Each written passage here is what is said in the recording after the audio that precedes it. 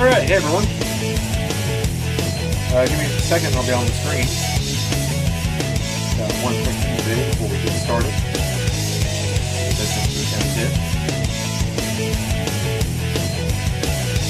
We're jamming out to Live and Learn there. The best Sonic song. Maybe even the best video game song. Alright. Okay, cool. So the camera is dead. Hang on. We just gotta do a quick little thing here. We just do that. And then we do that. Then we deactivate, we activate, and... Hold on. It is indeed a surprise stream, Pierre. There we are. Hey everyone, there I am. Yeah, we're gonna watch along to NXT tonight. Got some announcements to make. A few things regarding the channel, regarding various things. And while we chat, I'm gonna make the Live and Learn fucking rules. It's the best. I'm gonna be making the ARW halftime heat arena real quick and uploading that for myself, so that I can record that in the next day or so. Everything is just about ready for it. Finally, the arena is just the last thing I've got to do. I got to do it on the PlayStation because I can't do it on the PC because I can't get custom logos on the PC of my own. Let's see. Pretty sure I've got the logo already. Let me make sure. Did I make the arena? Like, did I make it and then just forget I made it? Because I just didn't upload it. Let's see. It doesn't look like it. Yeah, no, I didn't. I've got custom arena. I've got, which I can't tell what that is. That looks like maybe it was once in a lifetime. I think that was RW once in a, or LSW. No, that's LSW once in a lifetime. That's something else. Let's see. Final Destination, Judgment Day 2004, NXT Reloaded, Mania 20, Great American Bash, SmackDown. Okay, cool. Let's make the arena. But yeah, we'll let the chat start filling up a little bit first before I start announcing shit, because we got plenty of stuff to talk about tonight. Hell, maybe I'll even do I have the gimmick mic down here somewhere? I think I do. Beneath all of my mouse pads that I am legally not allowed to show on stream for reasons. Come on, I know I've got like the old school handheld mic that I don't ever use in here somewhere. It's a prop I literally bought for good old JR Jacques Maverick a while back. Let's see. I saw the cable for it. Oh, yeah, and the cable's connected to it. Cool, got it. So I can do the joke here in a minute. Oh, I think that's my Fitbit charger my wife was wanting me to look for. Okay, let's see. Arena template. It's fine. But yeah, we're gonna let the chat fill up a little bit, get some people here first, and then we'll make announcements. This is gonna be an interesting show. Yeah, it really is. What's a good halftime heat venue? I think that's good. A little bit of a smaller venue because it's during the Super Bowl. Makes sense. Okay. Stage. Let's see. I want like a good old school stage for this. Unfortunately, I can't show it because I don't have the Elgato hooked up right now. So I'm just kind of making it while I chat with everybody, but let's see. Yeah, this is basic enough to work, I think. That's good. Ring. Hold on. Movies. I don't want any movies on the ring. I want... Remove those. Thank you. Okay. Apron. Images. Custom image. I should have the halftime heat logo downloaded.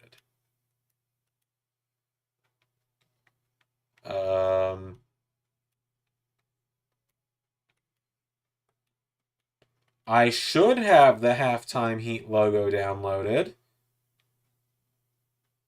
Yep, there it is. I was getting a little worried there for a moment, I'm not going to lie. Which, halftime heat's going to be a lot of fun.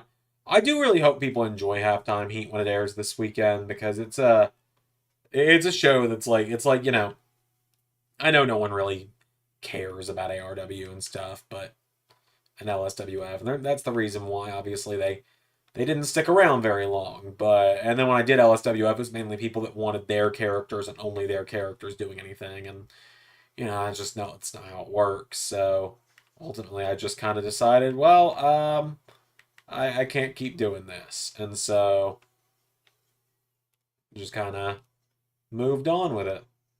I've also got to make the ARW titles, now that I think about it. Or at the very least, the ARW World title. I think that's fine. It's a very bare bones arena, but that's kind of the point of it.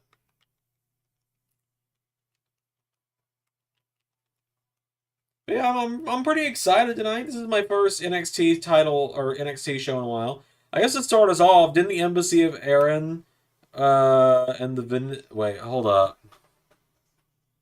I guess to start us off, didn't the Embassy of Erin of the Vanilla Gorilla and the Gargantuan Giraffe win the tag belts? I guess you didn't expect that. Yeah. I thought no one would see that coming was a good thing there. Especially with Chris Adonis being like, yeah, I'll join you if you win the titles. Then he's the reason they win. Did I call this halftime? Good lord. Maybe I should have slept instead of watching the show tonight. I should name the show Halftime Half. Whoops. But yeah, no, I know a lot of people didn't see that coming. There was a lot of things on the show today a lot of people didn't see coming. I also realized I'm just sitting almost completely out of frame, so maybe I should scoot a little more in frame if I'm going to turn my chair and stuff.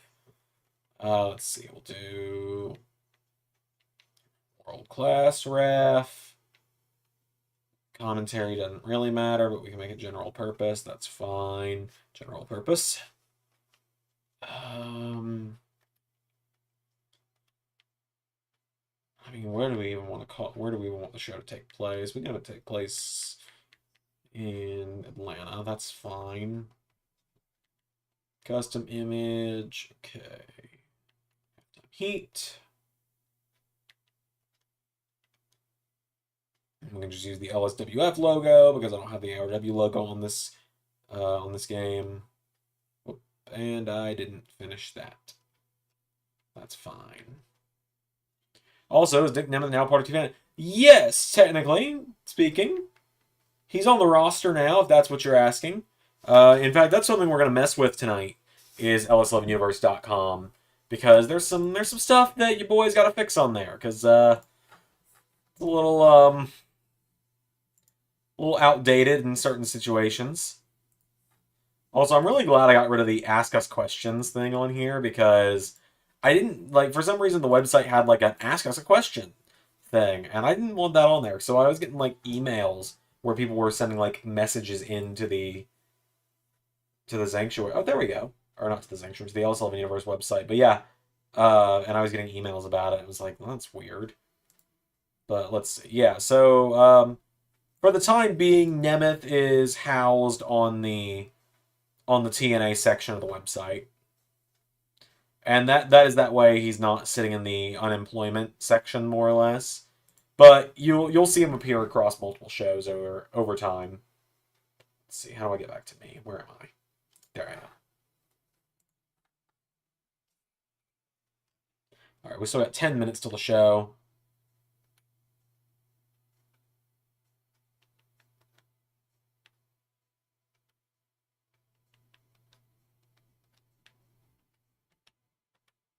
Like I said, I still gotta make the ARW World title at the very least.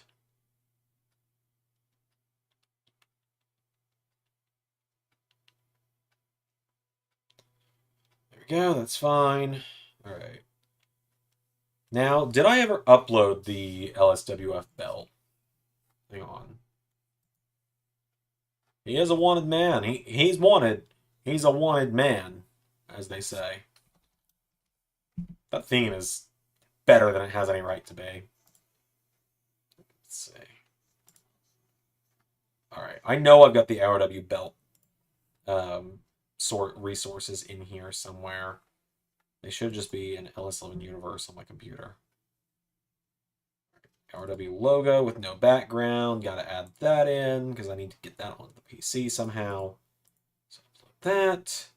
I don't know if anyone else has messed with 2K's stuff lately, but 2K. WWE 2K.com, their upload page has fucking sucked for like a month now compared to normal. Like, it normally sucked anyway.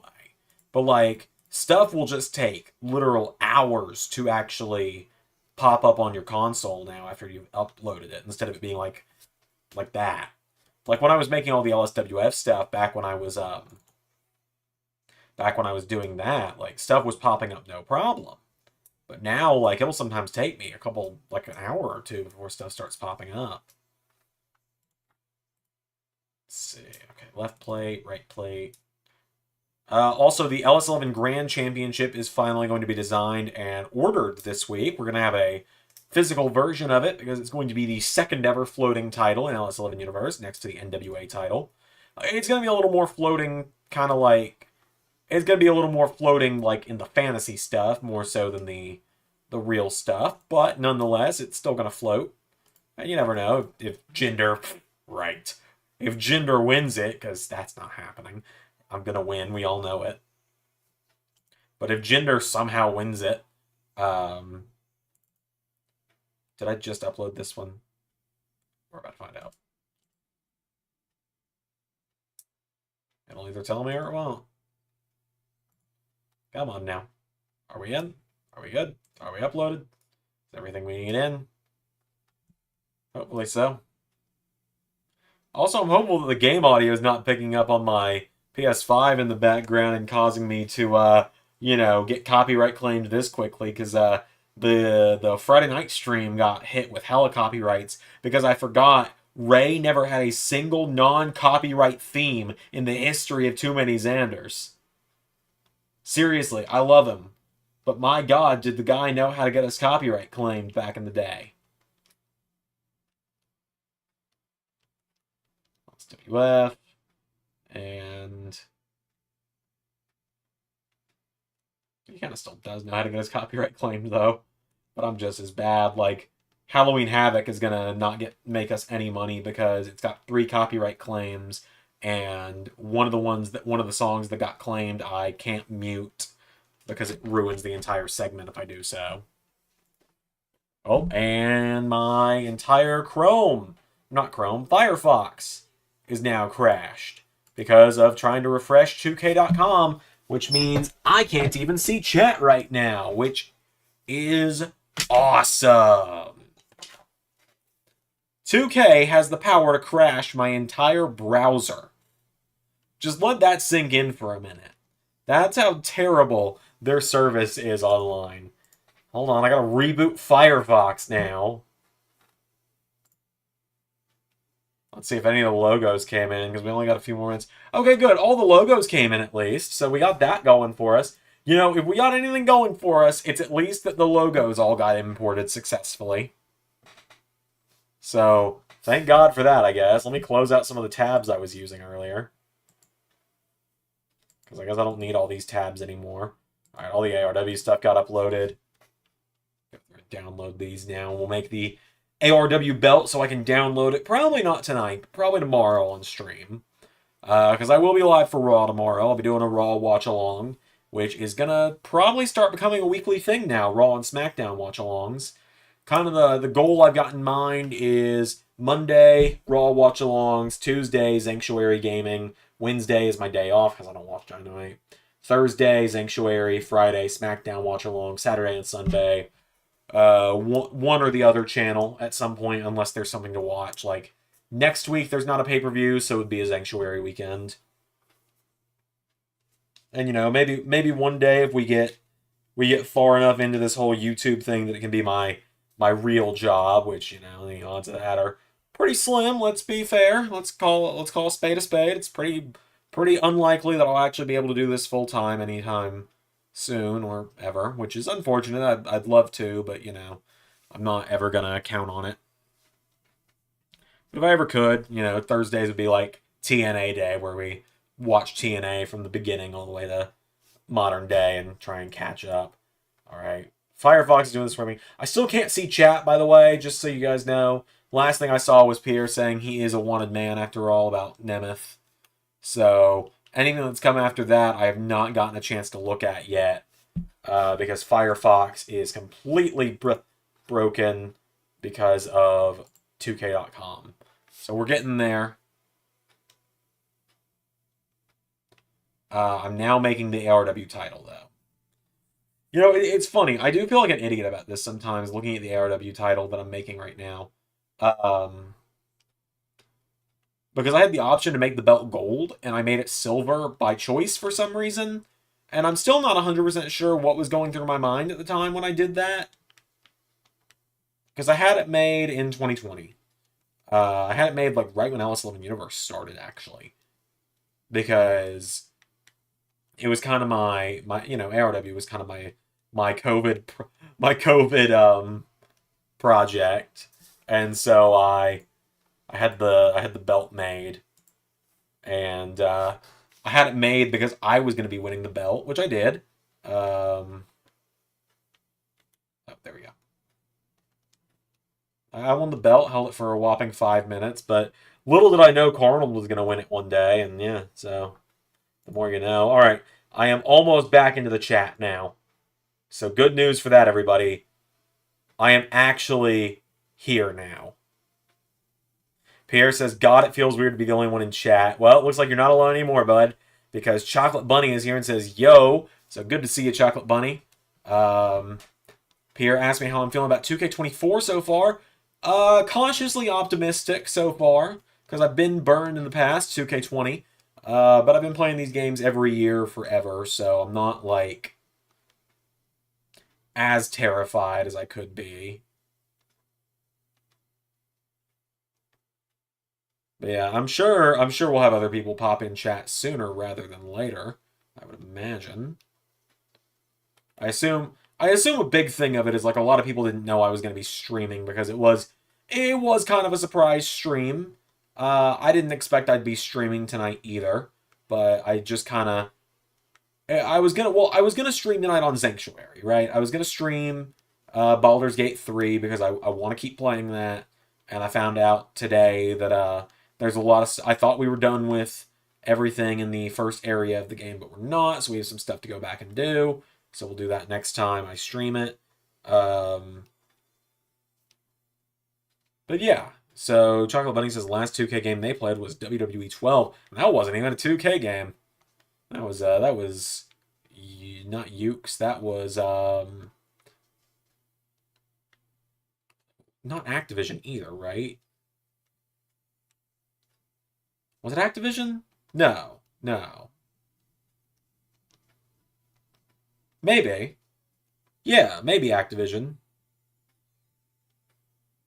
Oh well, hey, well I'm glad you're here, Chocolate Bunny. Yep, doing live reactions here in a minute. I'm working on some stuff for the channel at the moment, though. Getting a belt put together on 2K here for the upcoming special this weekend on the channel, and then I'll be opening up the Peacock to watch the show. The RW title is always so awkward to make in these games, and it's because I'm always just insistent on putting it on actually an in-game plate, and I one day I should just like actually make the essentially materials I need in Photoshop to make the game without a problem, or to make the what do you fucking call it, the belt without a need for doing all this. But you know, that's what I do. I make things unnecessarily hard on myself. So how do I feel about the whole Cody Rock situation? Frustrated if it ends up being the case.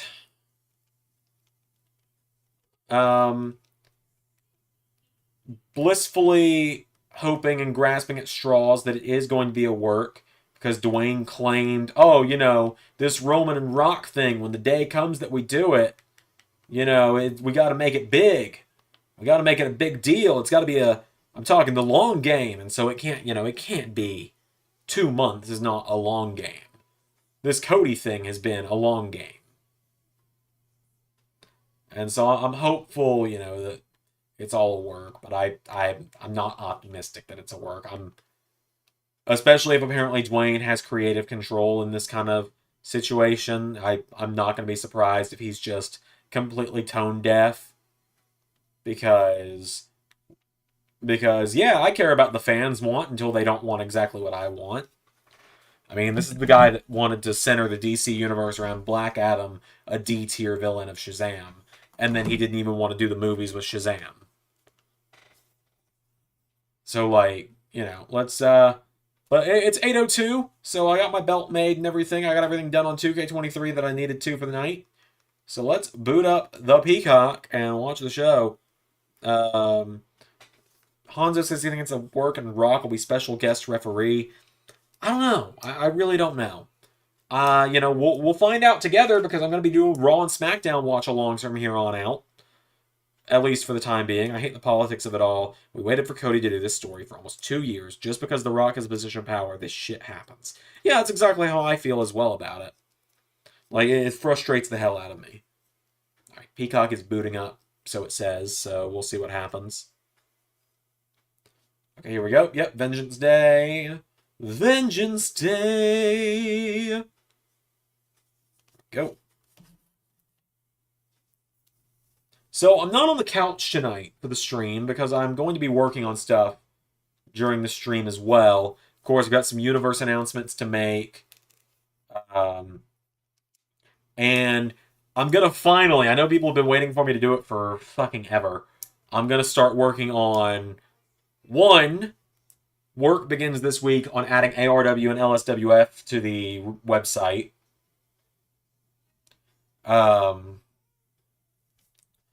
But more importantly, I'm going to update the tag team section of the website because I'm pretty sure the 6 on ls11universe.com still has Raquel Rodriguez in it. I haven't looked at it since I made it. And the day I made it was the last time it was updated. Fall or Fall has not been on there the whole time. And I know that's driving Pierre fucking crazy. Like, let's see. Embassy of Erin needs an update. A lot of people need NXT added to them. Yeah, the 6 still has Raquel on it. That's how long it's been since I actually updated this shit. Zach says, what a double premiere weekend. Yeah, so I gotta update the website, because I know it's killing people that I've not done it yet. But we're getting a pretty good crowd here, so... LS11 Universe... What do you want to talk about? Because I want to talk about something with all of you, as Wade Barrett is back in NXT to fill in for Booker T, which is pretty exciting.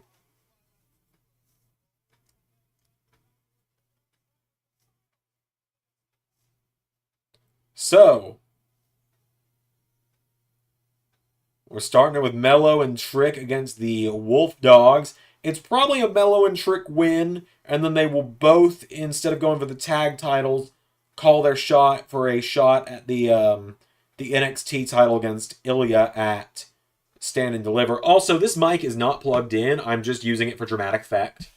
But I want to talk with all of you about something. I announced this in the Discord last night. And I announced it on Twitter today as well. But I've got to announce it on YouTube as well.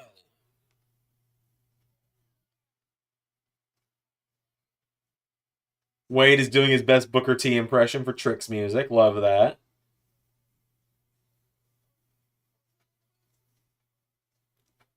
So, LS11 Universe is currently sitting at a whopping... We're at a high sub count for where we were forever ago. We are now currently sitting at 3,531 subscribers, which is awesome, It has been already an incredible year for us. YouTube Analytics actually sent me a... YouTube Analytics actually sent me a report last night. Oh my god, Corbin rides out on a bike. Nice. He's on his motorcycle.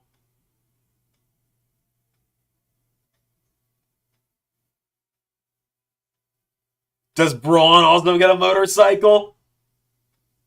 Yeah, he does! Braun Breaker's on a motorcycle! Yeah!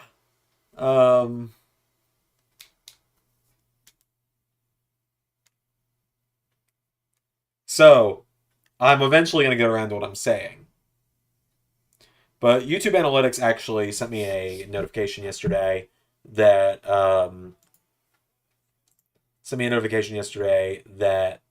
January was our best month for subscribers of all time. And it was indeed. We gained 136 subs in January alone, which is more than we've had in any 1 month period ever on this channel. But I'm not satisfied at 3,531 subscribers. That's an amazing number, right? I mean, I will never complain about that number, but we can do better. We're averaging about 1,500 subs a year right now.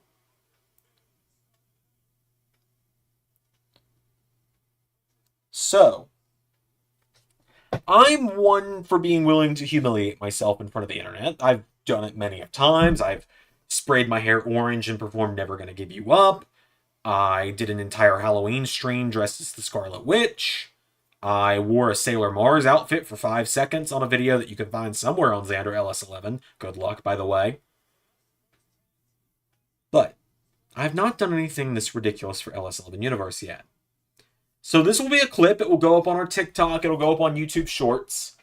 I am making the announcement here and now that if we hit 10,000, that is 5 digits, 10,000 subscribers on LS11 Universe before December 31st, 2024 at midnight Eastern Standard Time. So you have until 11:59 Eastern Standard Time, which in that time right now is 8:08 p.m.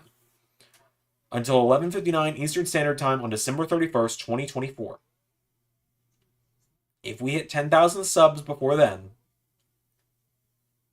not said it out loud, I've typed it many times, it's hard to say it out loud, but if we hit 10,000 subs before the end of the year, I will do a full live stream. I cannot guarantee a total length of time, but I will say at least 3 hours, if not more, in full Rhea Ripley cosplay. And what I mean by that, I will shave my beard, I will dye my hair black, I will have makeup, I will have the RR here, I will have Dom Dom on my other cheek, I'll wear the mommy choker, I'll wear Rhea's ring gear, I will shave my full body, I will work out in the gym as much as I can for the next few months to try and get in shape for it. And as a reward to all of you, if we get this channel to 10,000 subscribers before the end of the year, I will do a full stream dressed as Rhea Ripley.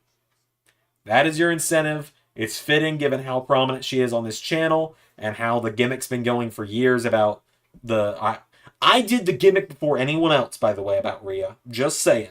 I did it when she was still in NXT UK. That being said, there's my challenge. I'm throwing it down.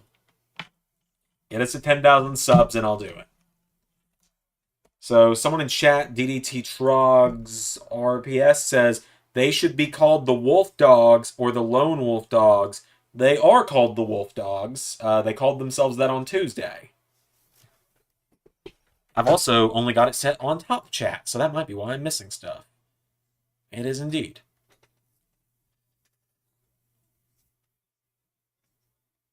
Also, Corbin's tights have been awesome. Yeah, it's some incentive, right? Yeah, and it's also incentive for me to lose weight, so I'm not sitting here with a beer gut wearing a sports bra and short shorts and stuff. I gotta try and get in some kind of shape before then. My wife, who hates it when I shave, busted out laughing when I told her I was going to do this. However, we got some other business on the channel to talk about, and we will get to that between matches, because I really want to watch this match, because I love all 4 guys involved in this match. I have been a Baron Corbin supporter since 2014, when he first re-debuted as the Lone Wolf, and his gimmick was, how fast can I beat people? I've been a Braun Breaker fan since he showed up. I've been a Carmelo fan. I will admit, I was not a Carmelo and Trick fan when they both showed up for the first time. But let's see, they both showed up in 2021 when Melo won the North American title in the Breakout Tournament and stuff. So let me see. I'm trying to think of when they first won me over. It was, It was probably around the time right after Mello lost the belt to Solo. Because that's when it really felt like Carmelo was becoming entertaining for me. And Trick was pretty entertaining as well.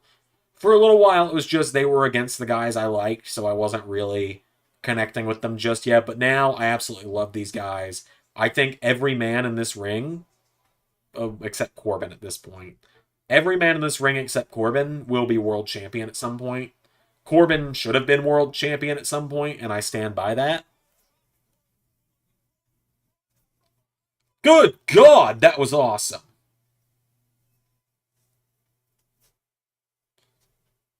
And apparently Braun Breaker might be signing with Raw or SmackDown soon, which is really cool. I'm thinking, he and Corbin probably lose here, and he'll probably sign with Raw tomorrow, is my guess. And then SmackDown will get Jade Cargill. I don't know. We'll find out. Yeah, the Wolf Dogs really help both of them. Honestly, I would love to see them come up together as the Wolf Dogs.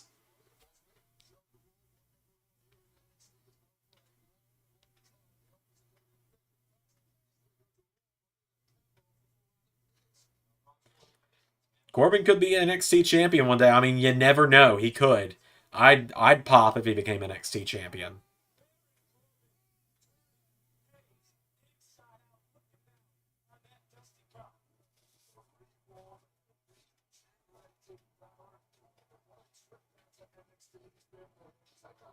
Yeah, I mean, Corbin has completely reinvented himself.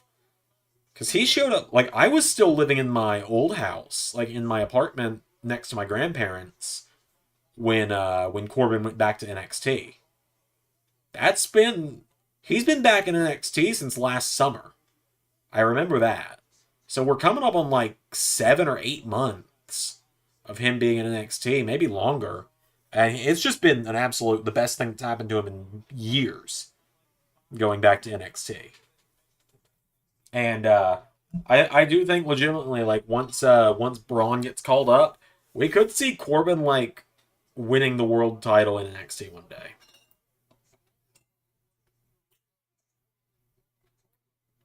One day, though, I hope Mello and Braun form a power trip. That'd be fun. I mean, the team NXT 2.0 thing back when NXT 2.0 first started, where it was Mello, Waller, um, Mello, Waller, Breaker, and Tony D. With the exception of Tony D, those three together seemed like they had a good power trip thing going on. Tony D just did not fit that group. I freaking love Tony D though. Like, I think everyone knows that. I've been a fan of him since he showed up. He was my first favorite for NXT 2.0 when that started. But he did not fit that lineup. Quite honestly, if you wanted someone that fit the lineup a little better, you probably should have done. Same with LA Knight. He didn't really fit the black and gold thing because he showed up for like the last 6 months of black and gold, and that was it.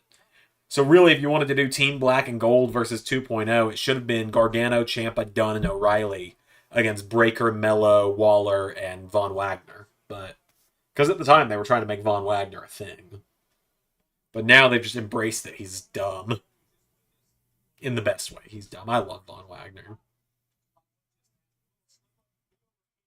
All of Corbin's themes have hit. They sure have. Like, Superhuman, the one that starts with the motorcycle sound, is fantastic. End of Days, I Bring the Darkness, awesome. Hell, I'm one of the few people who will say King's Darkness, the King of the Ring remix, is actually kind of cool. I've always kind of liked it. The only one I didn't really like is like the casino style music for Happy Corbin. Just wasn't really my thing. I know some people liked it, but it wasn't really my thing. But Burn the Ships, man, that won me over quick.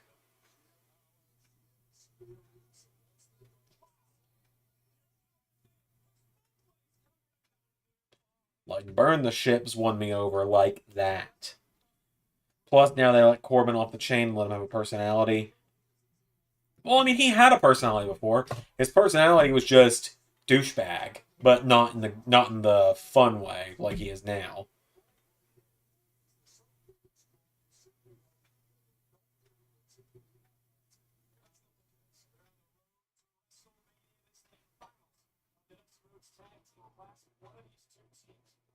But yeah, I'll have some more universe announcements through the night as well. Quite a few things to announce indeed. one of which involves two of which are upcoming specials for the shows, like upcoming weekly specials, like on a month, like on Monday, Friday, Tuesday, whatever. Weeknight specials is what I mean.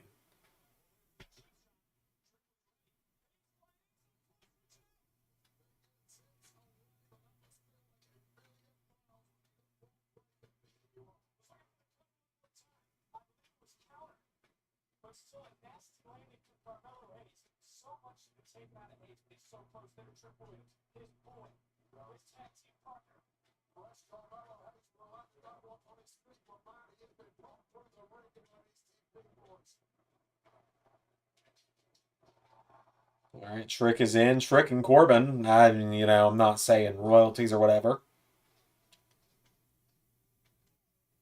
I will say Trick has been someone I've had a lot of fun booking now that I'm doing NXT again. Like one big thing about bringing back NXT is it gave me just a lot more breathing room for people.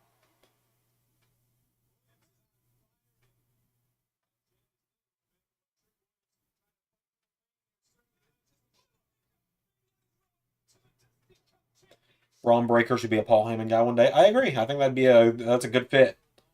Also, you've got the Braun, so he can do the noise again. Because he's just a BR is like BRO is just such a good syllable for Paul. Not like bro, but like you know what I mean. You get what I mean. That first part of the name when it starts with BRO, like the other guy and Braun Breaker, just sounds perfect coming out of Heyman's mouth, and it makes everyone feel like Heyman is good at making people feel like a big deal, unless it's Curtis Axel or Ryback. Because, well, it's Curtis Axel and Ryback. Since I get early access, it was weird to watch. Wait. Since I get early access, it was weird to watch early access shows when they come out normal days for premieres. Yeah, well, there's a couple of those coming up, so that's gonna be like the next big announcements this weekend or tonight. I'm gonna announce stuff like that between matches though, because I don't want to. Or during matches, I'm not particularly interested in like Out the Mud versus the D'Angelo family. I'm sorry, I love Tony D, I like Stacks, but Scripts and his amazing friends do not interest me whatsoever. Like, I'm sorry. I know a lot of people can be like, a lot of people will look at guys I book in Universe that were jokes at one point, like, well, I can never take this person seriously because X. I'm never going to take Script seriously because Script and Reggie. I'm never going to take Reggie as a serious threat anywhere. Like, a lot of people joke, like, oh, Xander doesn't like Jinder, that's why he loses all the time. Xander doesn't like Von Wagner, that's why he loses all the time. No, those two guys lose with a purpose. Scripts loses all the time on the channel because I don't like him. Next Wave Braun and Dom are so different to IRL Braun and Dom. Oh yeah, they definitely are. Pierre and Zach are both members, so they've already seen Raw tomorrow. A lot of Next Wave involvement on Raw tomorrow. Oh my god. Baron Corbin just did a dive. That was awesome.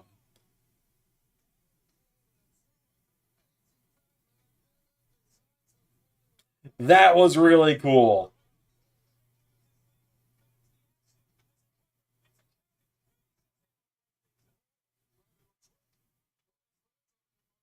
Also, it's really nice to hear Vic and Wade back together.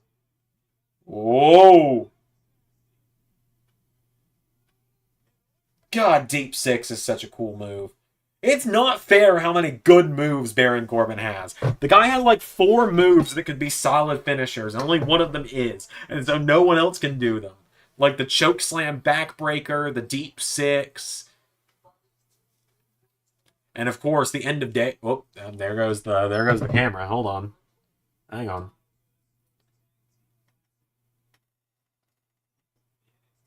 Hang on. This is like the worst out of focus I think it's ever been. We're gonna use the Papermate pen to try and focus it. Come on now. Let's see. Can I go into camera settings? Oh, we're good. We're good. We're good.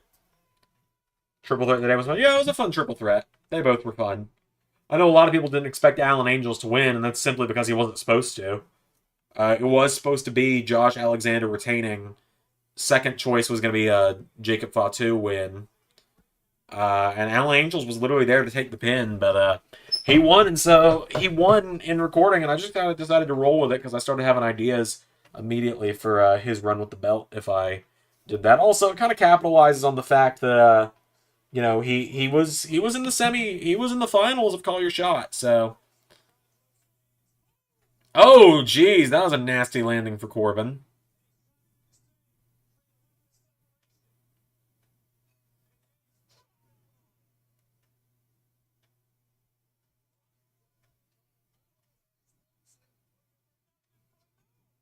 Speaking of Corbin,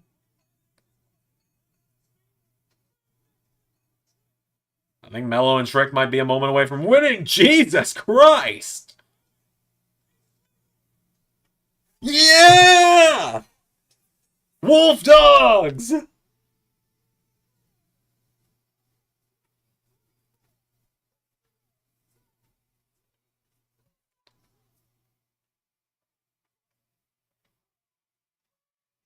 The Wolf Dogs win! If Braun's not getting called up, put the NXT tag belts on these guys.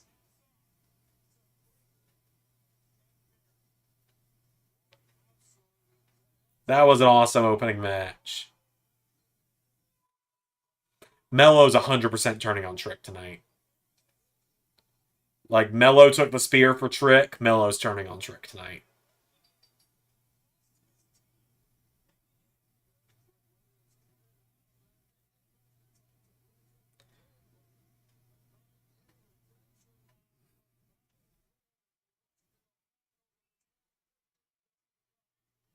One O because I knew the Wolf Dogs would. Congrats, I guess. Next says, man, good tower, Braun over is over again. Said fan chanting Braun Breaker sucks. Also, I'm just really happy for Baron Corbin.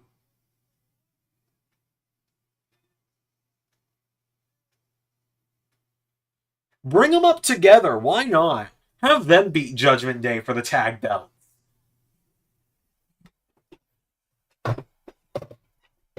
All right, cool. We're gonna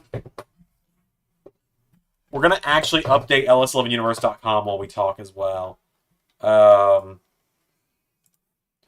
let's make our first announcement of the night then. Let me make a graphic to announce it actually because I announced it in Discord already, but it's better if I announce it. God, I need to close and open Photoshop again. Hold on. Photoshop, it's entirely a me thing as well when I do that. I just don't like when it pops up with like a little text box to create my images instead of like the full-blown graphics creation stuff. But yeah, I got a lot of editing I need to do on this. Like the OC are still in it. God, there's a lot that needs to be edited on here. Like, let's see. Let's just go through here and talk about.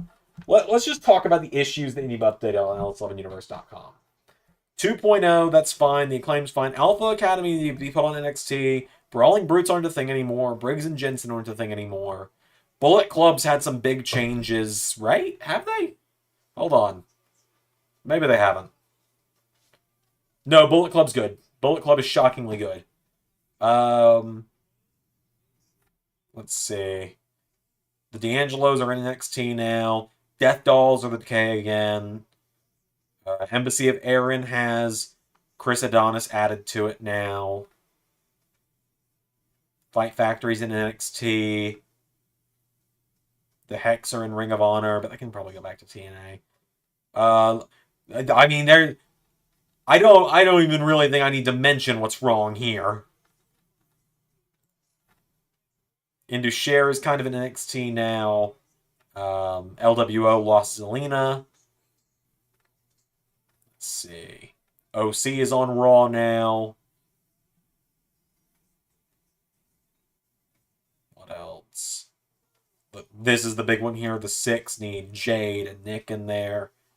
The Witches are called the Unholy Union. There's a lot to unpack that's got to get fixed over there.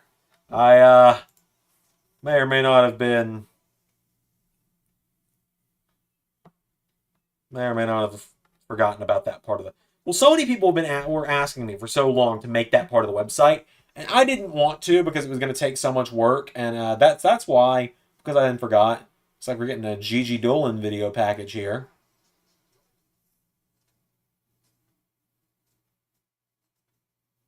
I like her just fine.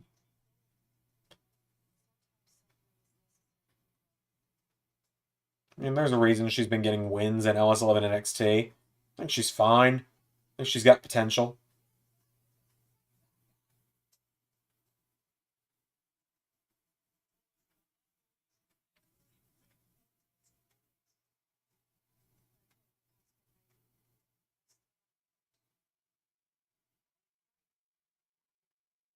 I eventually need to update her theme and stuff, but I'm just kind of waiting for 2K24 at this point. It's only like 5 weeks out now.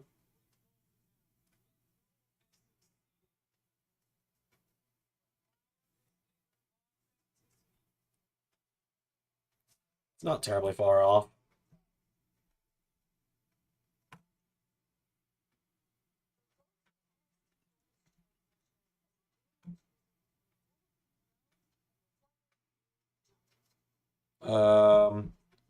Swerve of Bad Blood. Nick Aldis sold his soul to the devil. It's also kind of surprising that Waller's the oldest one I thought. Really? I believe you, but I need to look this up now. Okay, Carmelo Hayes is 29. Wow, really? That's shocker. That's shocking. Braun Breaker's 26. Tony D is 28. And Grayson Waller's 33. Wow, they are all significantly older than I thought they were. Like, I thought they were all early to mid-20s at best. Well, it's like how Roxanne Perez is 22, 23 now. She's younger than me, which, yeah, she's 22, and then Cora Jade's right there with her, right? Yeah, Cora Jade's 23. That's just because she had a birthday the other day. Okay, so I'm going to make the graphic now.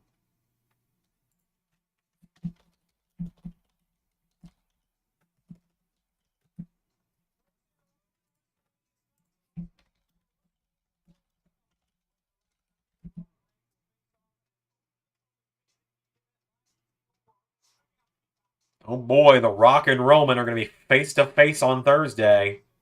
I'll be at work, so like, oh, it's at 7 Eastern. I'm not going to do a watch along for it.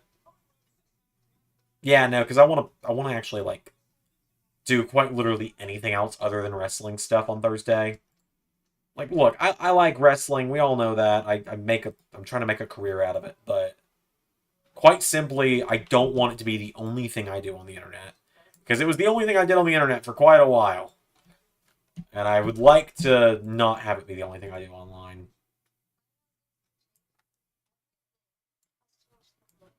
Zach says, here's a scary thought. I'm older than Nick Wayne. I mean, it's not hard to be older than Nick Wayne. I mean, he only just turned 18 6 months ago. But he only just turned 18 6 months ago. They're going to say that he only just turned 18 until he turns 19.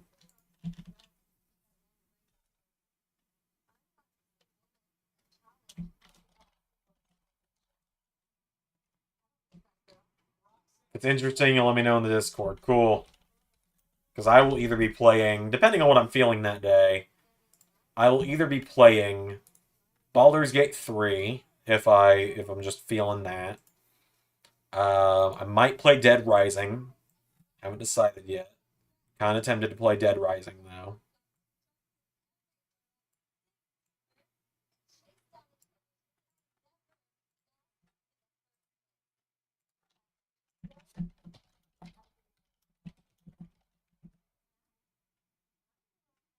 Hot take: Lola cash in tonight to become champion. I didn't even know she had a thing for that. So sure, why not?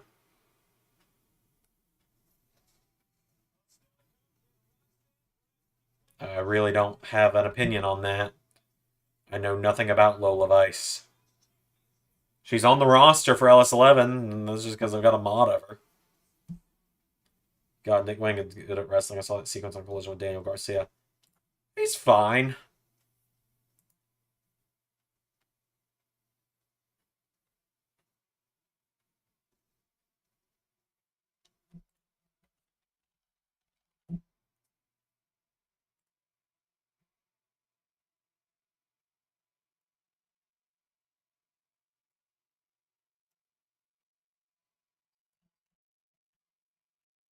I'm cooking over here. I got a good thumbnail. Or it's not a thumbnail, but an announcement idea. Oh, it's Dijak out first though. I remember Dijak threw Joe Gacy in a dumpster on Tuesday, which was you know.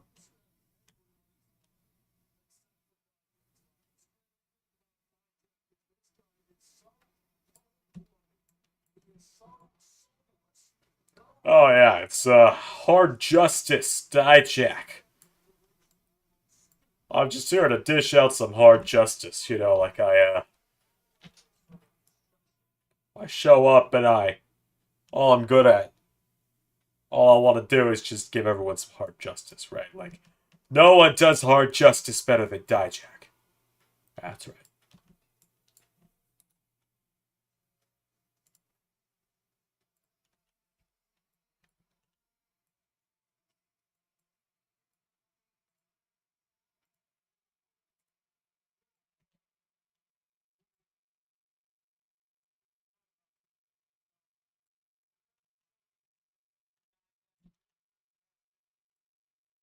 What? Um, Final should be in a title feud or something like that. I think you mean probably Dijak is what I assume you mean there. Autocorrect and all that.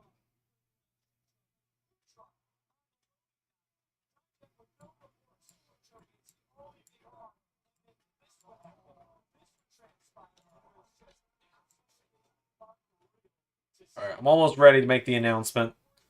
Like I said, it's one of those things that a lot of people already know about.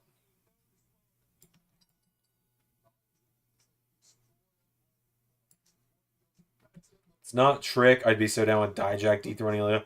I mean, he tied him to that tree once and he beat him with a stick, right? Well, Zach, bud, you can turn off autocorrect. I've got it turned off for a lot of stuff.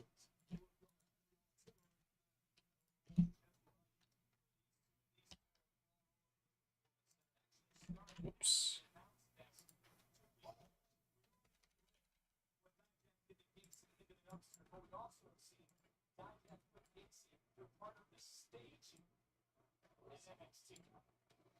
I still cannot believe I just kind of decided to watch NXT on Tuesday on that stream because I was gonna just I was like, well, I need to get these mods installed and stuff. So what better way to ensure that I actually do it other than how I'm gonna tell it? I don't know. Probably in your settings or something.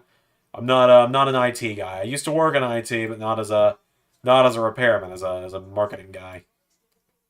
I just made everything look nice.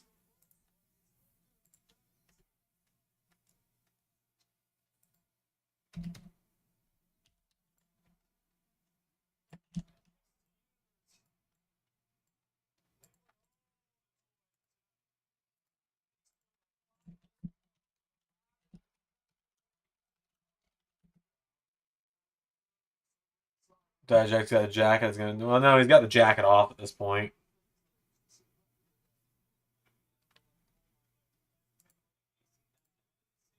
Hold on. I pivoted my idea for the thumbnail.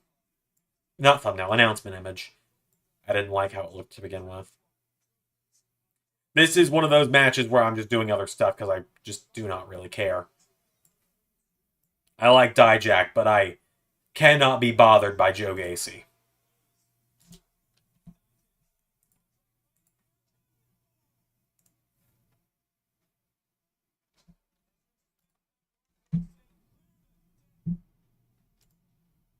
Can't be bothered.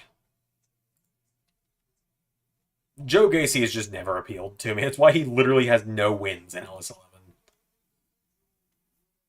He was actually supposed to get a win at one point. But I changed my mind because I was like, well, I can't bring myself to do it. But the whole gender thing started out as I legitimately didn't like gender, but realized that I did kind of actually really like gender.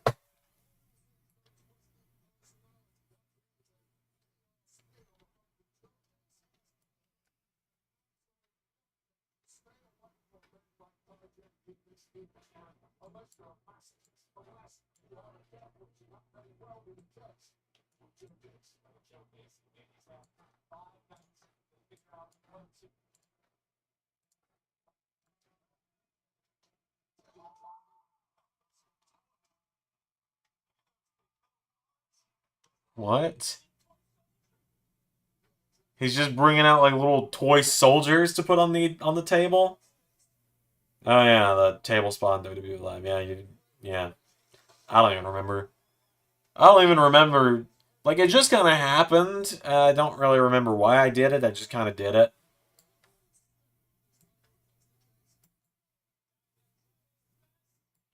Okay. Now, I'm going to make this announcement, and I want everyone to listen very closely. Because when I announce this, it is not a match that I am announcing. Good? Okay, we're good. Everyone got it? Cool. So, what I'm going to announce now I'll answer that question in a moment, Pierre, is next Friday, not this upcoming Friday, but next Friday, February 16th, 2024, on the LS11 Universe channel, we are going to premiere our second ever Super SmackDown event.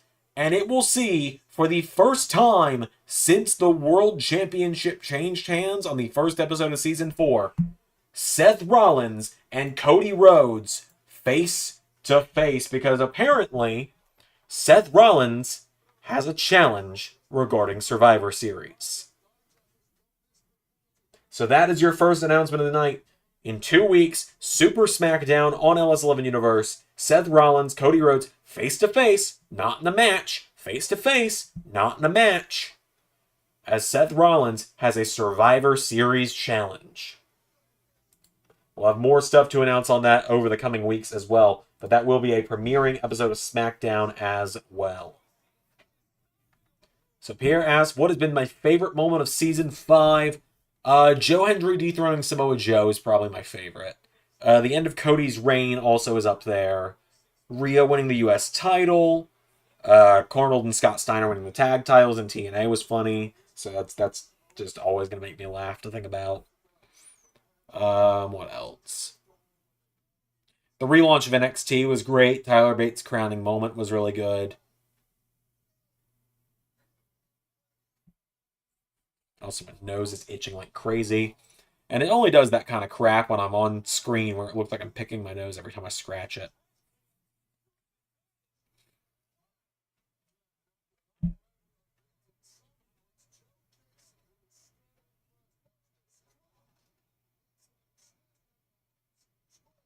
But yeah, Super SmackDown. It's going to be really exciting stuff.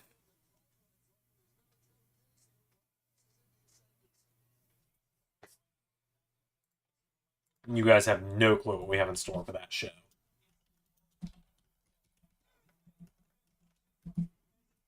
I'll have another announcement here momentarily.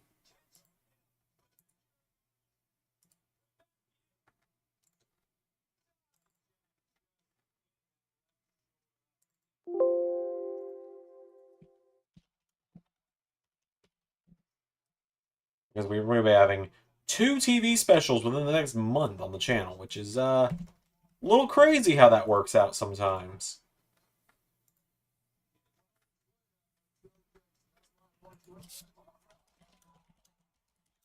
Jesus! Dijak just went through the toy of tables. Table of toys.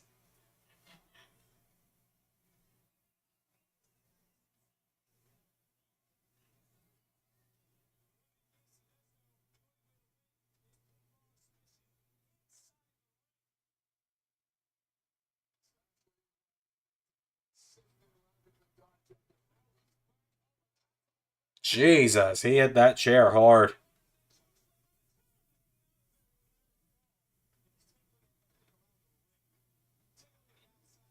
Yep, Super SmackDown. It's going to be very, very interesting, is all I can tell you on that one. Like I said, can't confirm anything else yet other than Seth Rollins and Cody Rhodes face to face.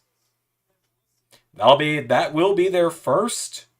Yes, that will be their first interaction in ring together since Cody beat Seth for the title back in Season 4.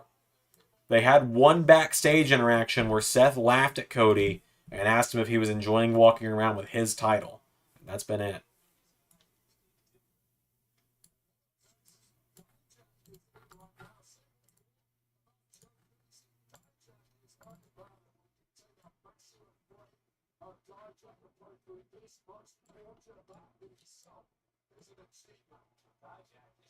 I'm hopeful it's a Dijak win here. Like I said, Joe Gacy is just...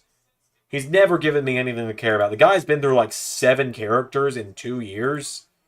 Like, first he was the PC guy, then like he was the politically correct guy, then he became kind of Bray Wyatt light, and then Schism kind of became a thing where it was just kind of where it was him and Harlan, and then Schism became a thing, and he was just kind of creepy dude, I guess, sometimes. Um,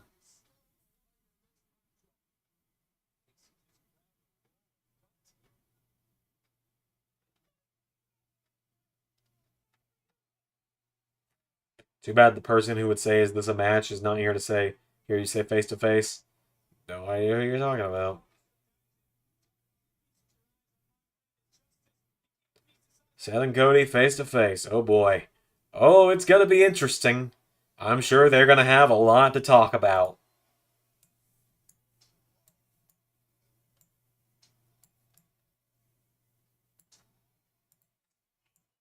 They're gonna have plenty to talk about, I'm sure.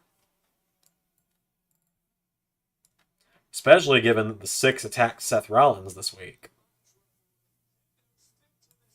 Alright, and I'll have another announcement here momentarily as well. I'll probably save it for after this match, and then we'll start working on the website between matches, because gotta get that tag team section updated, because I've not done that yet.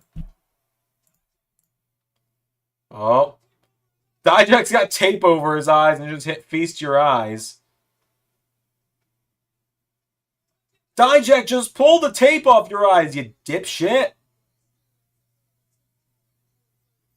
Oh, no, I can't. It's really taped on there, you know.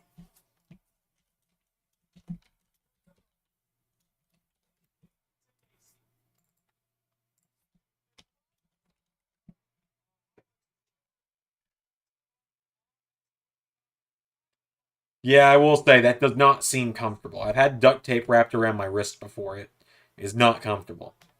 It's for a okay, Joe Gacy.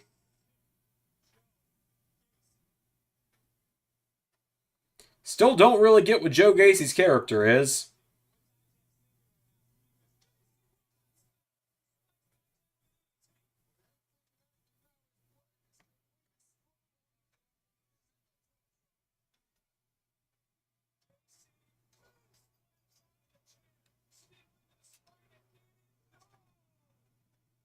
Come on, Dijak.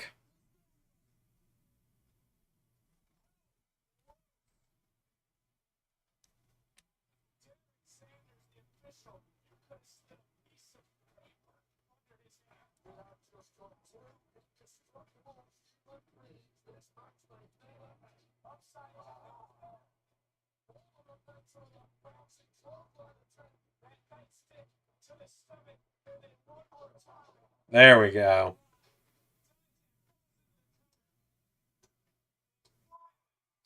Oh yeah, he just dished out some hard justice. Triple H might be sweating when the face-to-face happens. The battle of his favorite sons. I don't know if Cody qualifies. I think Cody kind of did take the role of his favorite son in season 4, given he protected Cody from a lot of stuff. He protected Cody from Gargano. He protected Cody from he worked out Solo to come to SmackDown.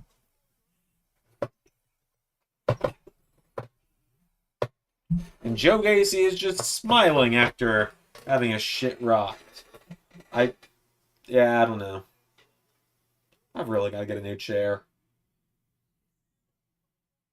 Oh, wait, AI Hogan. Or Deep Fake Hogan.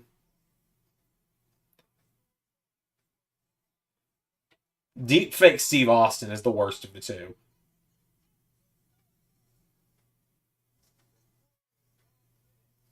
You're right, Cody. Your story's not finished, and I don't think it's ever gonna fucking end. I don't think your story ever actually finishes because Dwayne doesn't want it to finish now.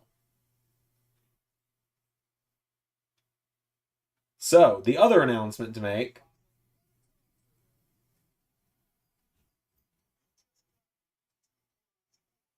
Let's make the other announcement now, and that is that in 3 weeks from this Tuesday, so on February the 27th, 2023, or 2024, excuse me, which is also the day before my 7th anniversary with my wife, we are going to bring to you the first NXT TV special when we bring you NXT Roadblock, which will be, whoop, that's the wrong thing, which will be main evented by Tyler Bate versus Andrade for the NXT Championship.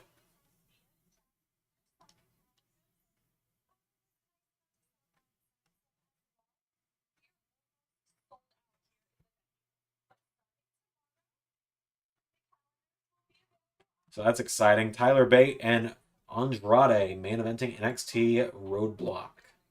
And it'll be a Tuesday night special because the next NXT pay-per-view, premium live event, whatever, will be NXT Deadline, which, yes, I am going to attempt an Iron Survivor match. And the winner of the Iron Survivor match will challenge for the TNA World title at Worlds Collide 4 weeks later. Wait, hold on. Wait, time out. Before I say that, forget I said that. I think Worlds Collide comes before Deadline would. So that may not be the right, that might not be the right way around. Yeah, no. Deadline comes after Worlds Collide. So it'd be number one contender to the TNA or to the NXT title. My bad.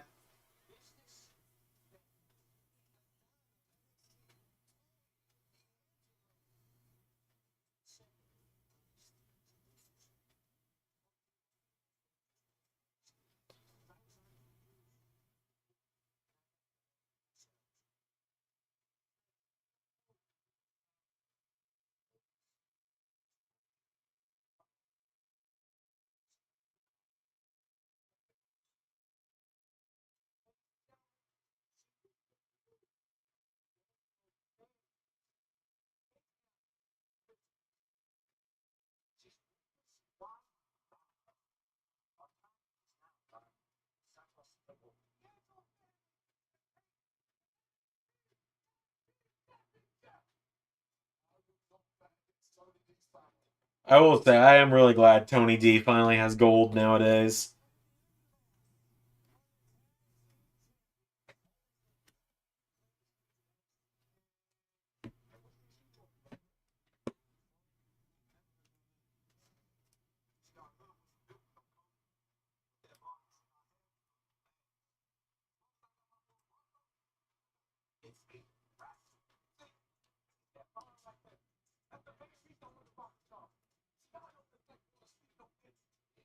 So, like, I'm supposed to believe these two guys. I don't know what their names are,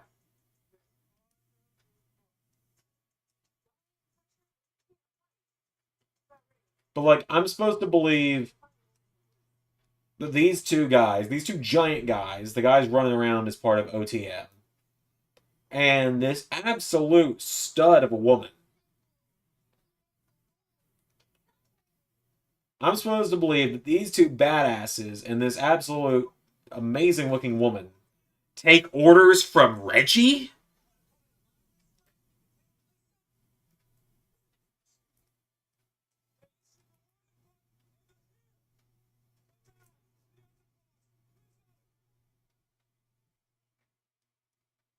Deadline might be a lot of work on just the Iron Survivor match. Are you doing men's and women's? We will see. I've got ideas for how to do it. It will take a lot of work. That's why I would announce it super early, and that way I could record it super early.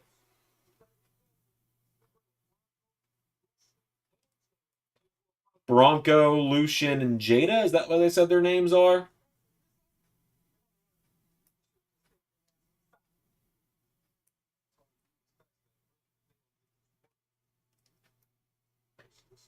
I feel like Tony D needs more goons. I like Stacks, but he's the second command. Yeah, no, Tony D's family should have like 6, 7 people in it, even if some of them are just unnamed guys in tracksuits that run around.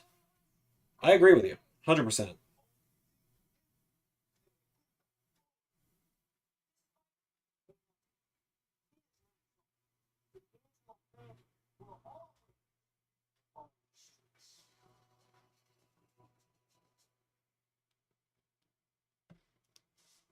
Yeah, I'm excited to try and do Deadline.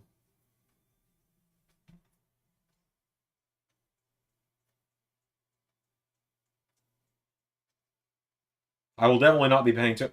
Oh god, they're rolling down on bicycles. Low rider bicycles.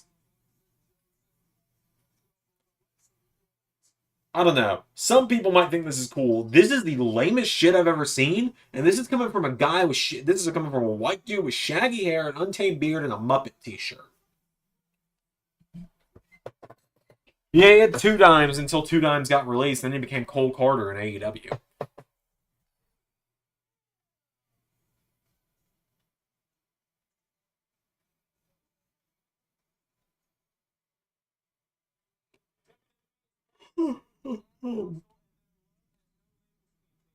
And they killed off 2 dimes off screen as well.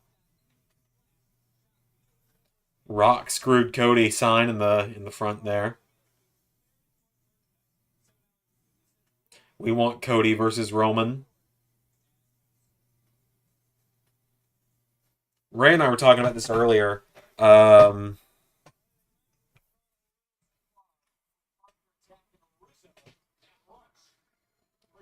Ray and I were talking about this earlier.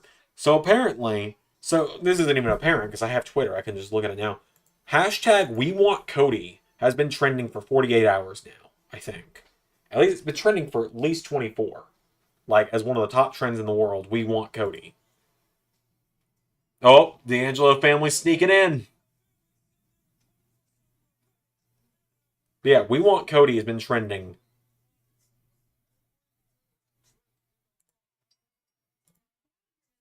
for multiple days now.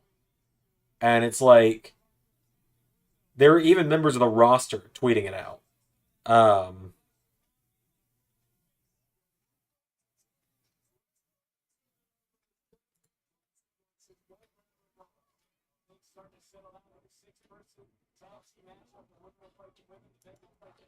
and apparently, so like people like Ricochet and Logan Paul have also been tweeting, "We want Cody," and when actual members of the roster are tweeting it, that's when you know something's up. And I told Ray, I was like, I wonder if there's any chance it's a work, because on one hand, um, members of the roster are doing this. On the other, this what's his name even? Like there's a guy. Rock brought him in to be his representative on the creative team. What's even his fucking name? Like never heard of him until earlier today. It's like Brian something maybe. Hold on. Yeah, Brian Gwertz. Brian Gwertz decided to post a video clip of the crowd popping when Rock came out and just captured it. You all have no idea. Like, yeah, the millions of us now that are actively voicing disdain for, yeah, we don't want this 55-year-old who hasn't wrestled an actual match in 11 years to come back and take the main event from the full-time guy we all pretty much universally love. None of us have any fucking idea how wrestling works. Brian got fired from the creative team, Gwertz. None of us. But yeah, Matt Cardona tweeted it. Mustafa Ali tweeted it. And like Ray pointed this out. They're going to be forced to put Cody in this main event and have him win it, or they risk Daniel Bryaning themselves. They're going to be forced to do that, and then when it happens, they're like, oh yeah, it was a work the whole time.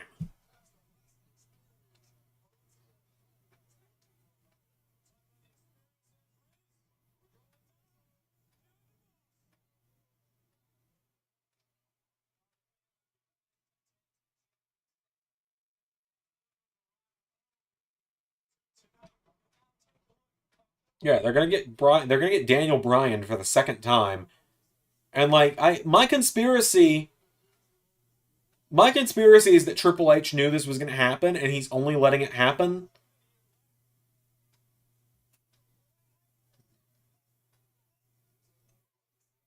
But my conspiracy is Triple H only let this happen because he knows it's gonna blow up in Dwayne's face.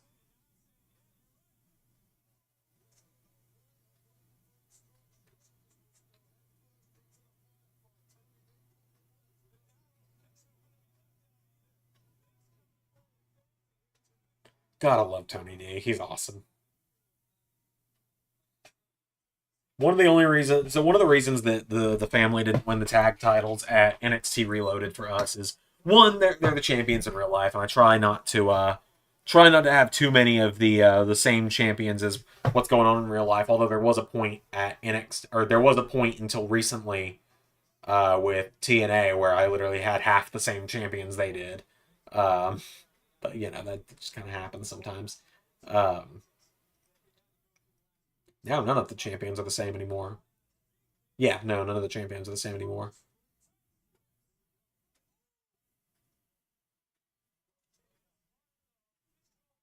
The other is because the Viking Raiders really needed it more. Triple H was like, "Oh, I've seen this movie before. I know how it ends." Yeah, exactly. It's gonna be Mania 30 all over again.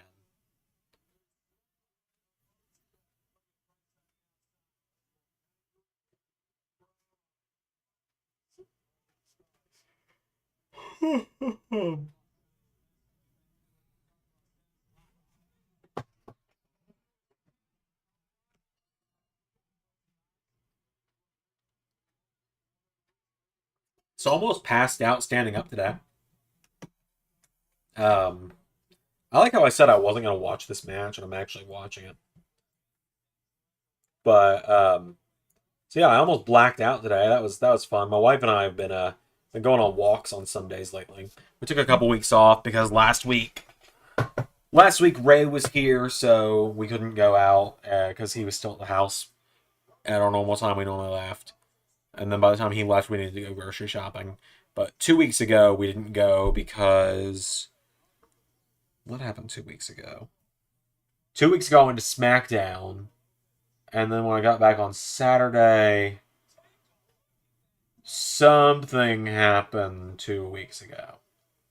And I cannot remember what it was. Something kept us from being able to go. So we went today, and I made the mistake of forgetting to eat this morning. And so I didn't even think about it until we got back, and I was seeing spots and was very dizzy. And I ended up laying on the floor, like just laying on the floor for like 20 minutes because I was about to black out. And so then my wife, God love her, made me some food, and I felt better. So that's how that story went. However, North American champion Tony D is on the cards. That's true. You never know. He held the hardcore title in LS11 more than anybody, right? Hold on.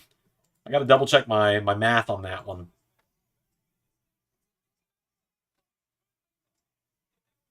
Let me double check my math, but I'm pretty sure he's like a 5-time hardcore champion. Let's see. The hardcore title has some ridiculous history on this channel. But it finally went away, and I don't intend on bringing it back either. Let's see. A lot of less than 1 day reigns in here. I'm in here a couple times. Solo retired at the first time. Let's see. Yeah, Tony D held it 5 times. No pawn shop title time. No, he just Zach. The pawn shop joke was literally just to get rid of the hardcore title. It'd be overkill if I did it twice with the U.S. title too, or not too, with the cruiserweight title too. Cameron Grimes had it 5 times as well. So I believe Cameron Grimes and Tony D in the end tied for the most hardcore title runs. Yes, because in the end, Logan got 2, Lashley had 2, Gulak had 1, Otis got 3, Andre Tree's got 2, Sheamus got 1, I got 3, Truth got 3, D'Angelo got 5, Cora got 1, Candice got 1, Maurice got 1, Loomis got 1, X-Pac, Shane, Grimes got 5, Solo got it twice, Braun got it once, Did Tony D beat Braun for it? Really? I don't remember that, but it happened. No, that's the other way. I have it backwards on here, don't I? Because it went Jey Uso, Tony D, then Braun. And then I think Loomis got it from Braun. Yeah, they're just backwards on the website is all. Aaron Stevens got it once. Breeze had it. Conan O'Brien got it. I forgot about that. Ray, Danhausen, Carnold, Apollo, Veer, Rick Boogs. Did Veer only have it once? Really? I thought he had it twice. Corey Graves. Veer did have it twice. I just have him as only having one reign listed on the website, but he had it twice. Whoops, that's fine. Corbin got it twice. Wesley got it. Jinder got it twice. Sami Zayn had it once. Ezekiel, LA Knight, Gunther. Oh yeah, Gunther won it and then immediately vacated it because he was like, no thanks. Lance Archer, MVP, El Generico, Hurricane, Miz, Byron Saxton, Santino, Omos, Ray, Dom, that guy, Miz, and Jeff Hardy. Yeah, a lot of people had that damn belt. It was a little ridiculous for a time being, for one point in time.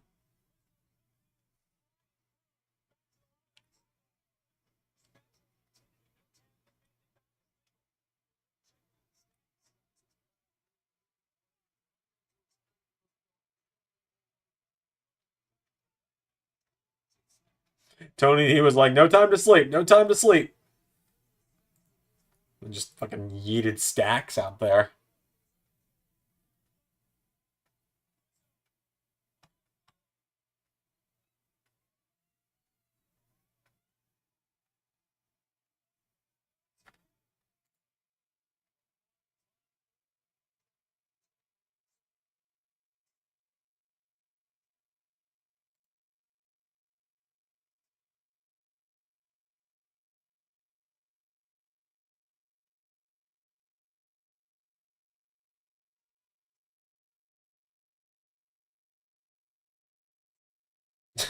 Dom. So Dominic Mysterio tweeted out, Cody Rhodes equals ass. The Rock equals cheeks. Hashtag we want senior money in the bank. Oh, D'Angelo family win. Nice. Much prefer them winning anyway. I got signed out of the website again. I don't know how this keeps happening.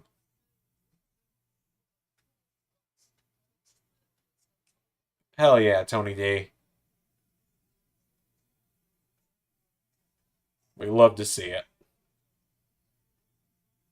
Oh yeah, Gunther got the hardcore. I was like, this title is beneath me.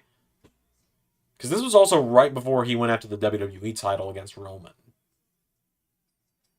Man, I'm gonna be honest with you guys. Like, I'm a little more open about this kind of stuff on live streams. Like, we were talking about for the 5-year anniversary of the channel, the two manias we wanted to do this year were WrestleMania 31 and 35 because 31 was the first Mania Ray and I ever watched together, and 35 is where Universe technically starts out. Like, technically, the first episode of Universe is the night after WrestleMania 35, and it's like now it's really awkward to do it, and like we'd have to wait several months, and even then I don't even know if I'd be comfortable doing it because Lesnar is so heavily involved with both of those. Because we've established that Reigns Lesnar happened at 31 because Heist of the Century happened, and Brock obviously walks out of 35 with the WWE title in LS11. We can't just retcon that. So it's like what? How like we lose half the manias we want to do if we just are like, well, we can never use Brock again. So it just becomes a really awkward situation of like, do we just kind of wait out a little while, kind of. I don't know. It's weird, man. It's like because obviously it then feels like we're being hypocrites. Yes, What you doing? streaming. I wasn't sure what you were streaming, so Yeah. When I just decided to do the watch along tonight. Well, Okay. if you were playing Baldur's Gate, I was gonna see how you were doing, but Yeah, no, it's probably Tuesday. okay. That's back to me tonight, so Okay. I'll let you back to it then. Okay. Mm. Hmm. Mm. Hmm. Let's go to the factions and tag teams section of the website, because I'm going to actually try and update that finally. I'm a little behind on that again.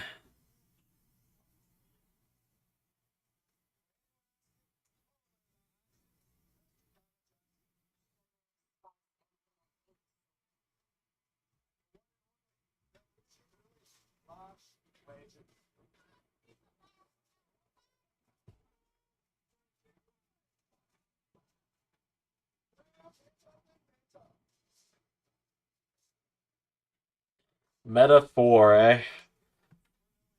26, 27, or 31, 32. Well, it's like 31 and 32 both have Brock involved, because he's in the main event against Roman at one of them, and then at the other, at 32, I mean, we're not doing that god-awful Brock and Ambrose thing, but he's still, like, he's still there. Somewhere. Factions, tag teams. Okay, there we go. Don't know what he's doing there, but I don't know. It's probably one of those things where it's like, you know, we outright removed him from the universe mode stuff because of all this current stuff.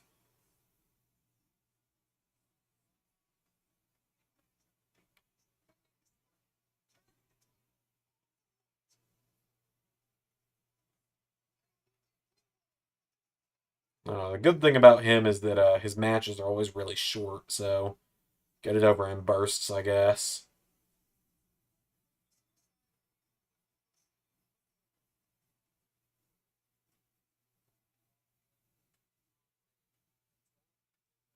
I'll figure it out.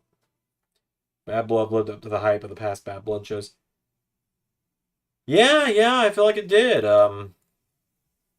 Probably, I don't know. It's tough for me. It's like Bad Blood is obviously a super important show on the channel. I haven't fully decided yet in my mind if we outdid it or not. If we outdid the past.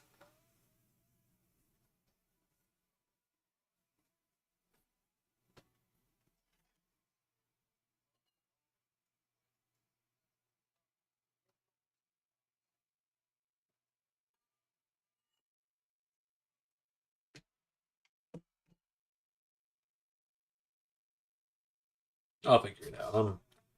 I don't know. What do you guys think? Did we beat the did we outdo the original ones? Because I mean, it's weird. It's like, you know, we had season 2, which is where it first happened, which, you know, that has the cash in.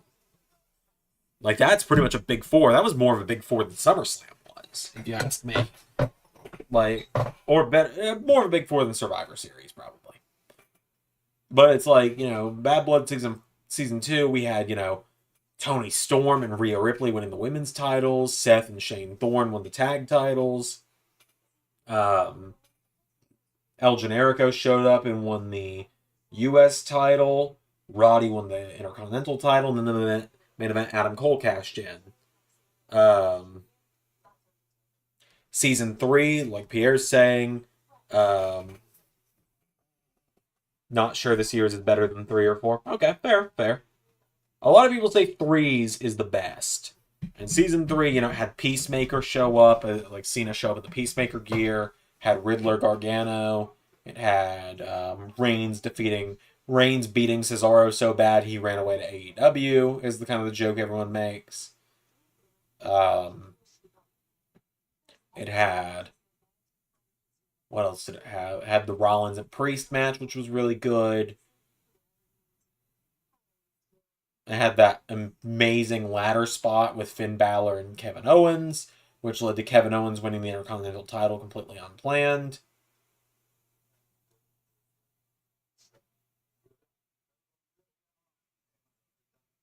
And then season 4, I don't know. I personally prefer season 4 a little more than season 3. I know some people say season 3 was their favorite.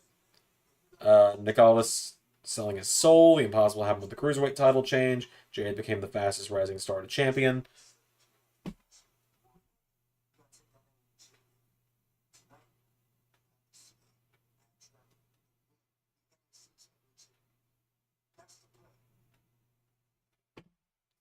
So I gotta work on these roster update, or not roster updates again, website updates.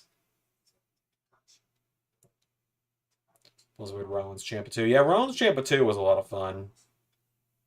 And obviously now it seems like there's now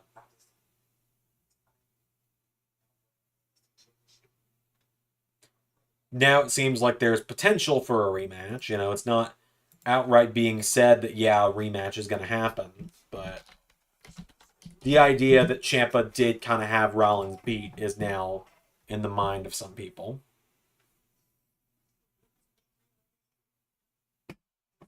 Let's see, I need to find the tag team renders.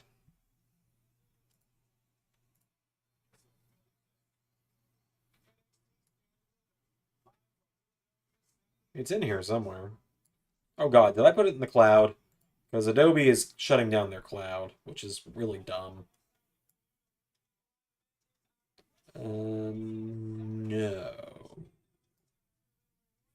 Oh yeah, never forget. For some reason, they think it's a good idea to do Stand and Deliver the same day as WrestleMania Night 1. Seems National Treasure wants some IC gold. I was watching their first one, and they did the ceiling finisher spot SummerSlam too. That makes sense. The kind of idea with that match was to tell the same story, but with the roles reversed a little bit. Because a lot of people always think, like, oh, you did face versus face at SummerSlam. Everyone forgets Seth was supposed to be a heel. He was supposed to be a bad guy in Season 4. But no one would boo him, so we just had to keep him face.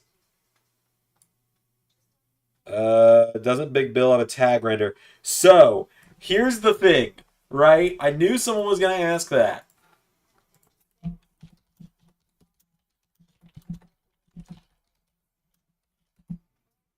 This is what you get when you search for Big Bill's tag render. This is the best you get. Like, all the renders of him with the belt have Ricky Stark standing in front of him, and this is the most we get of him. So I can't really do it.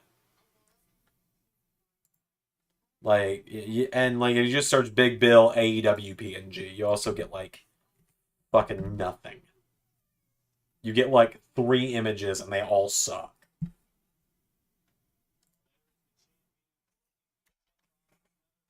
Otherwise, he would. So I just kind of had to half-ass it a little bit. I assume it's probably a Lyra Valkyria win tonight. I feel Roxanne Perez is... At this point, she's probably going to main roster sooner rather than later.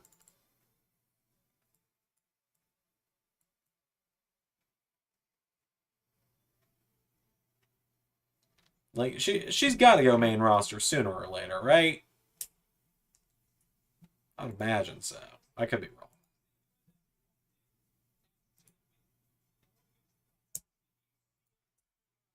Okay, so I would be making these updates at this point, but I can't find the faction renders Photoshop file. I made a Photoshop file for this, and I don't know where it is.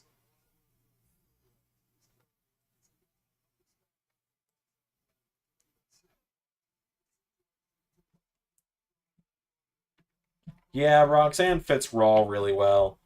I think if you're not going to have Becky beat Rhea, I feel like Roxanne could be the person you build up to beat Rhea Ripley. I mean, you literally got... Oh, there it is. Teams of Factions. It just didn't have a preview.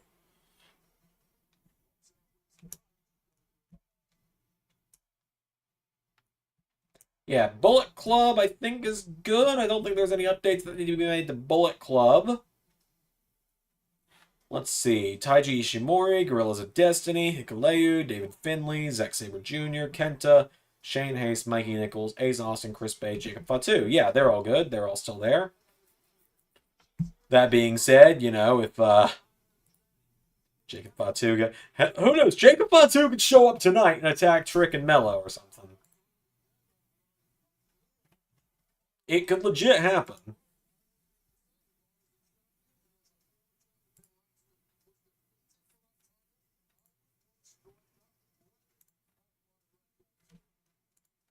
Alright, Embassy of Aaron. Needs an update.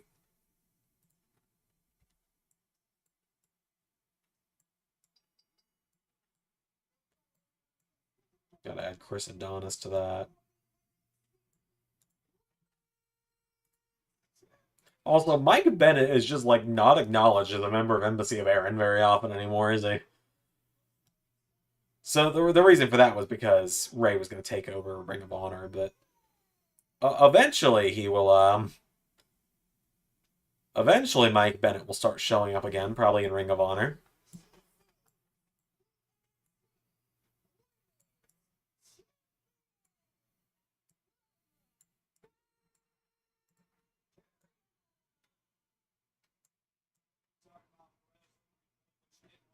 I got Roxy afterwards. Lola cash in on her. No, we'll see. Who knows?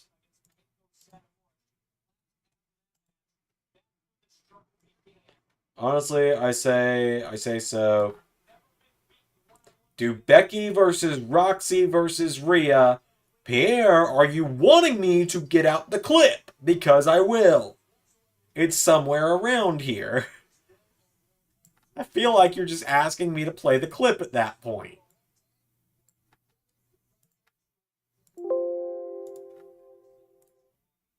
And for those that don't know what Zander means when Zander says I will get the clip out, what I mean by I will get the clip out is that if they do that match... Now, I'm not saying you owe me royalties for this clearly incredibly amazing idea that I came up with and you stole from me.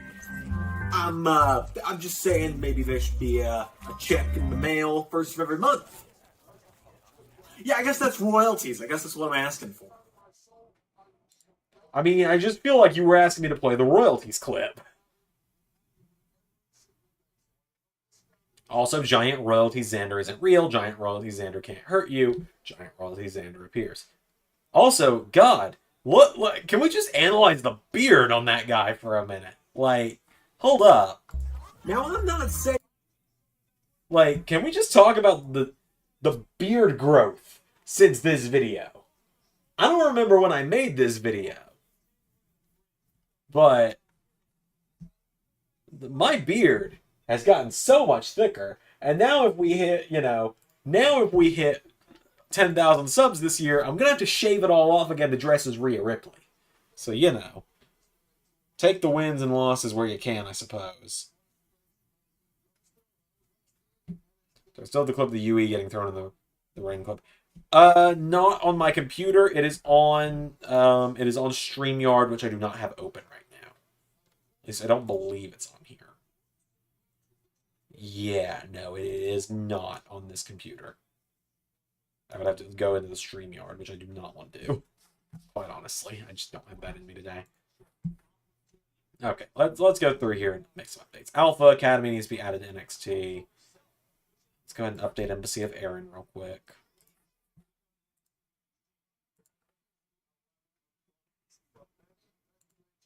Like I said, I assume it's a Lyra Valkyria retention. Let's see, Embassy of Erin. So I'm going to look through here and just get rid of anything I need to get rid of on here to begin with. Also, if you wanted to delay Roxy's title win, Becky just steals Roxy's pin on Rhea. Yeah, I mean, yeah, pretty much. I also need to pull up the internal rosters to see if there's any teams I'm forgetting. Let's see. Chase U, Imperium, Into Share, EOC, Judgment Day, Miz and the Misfits, Next Wave, all good. I gotta add Blythe and No Fay, Fight Factory's all good, Gulak College of Technical Wrestling, I gotta add them to the rosters. Quite honestly, to be honest with you, I don't watch Ray's episodes every week, so I don't remember if anyone's there.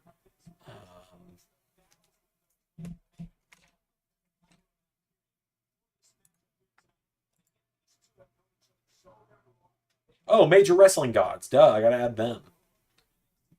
Cardona family is out. Major Wrestling Gods are in.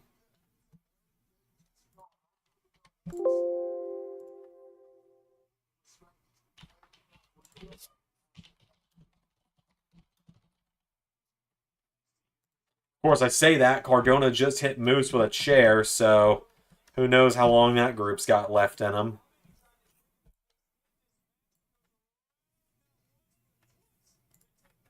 We can put them all in here anyway.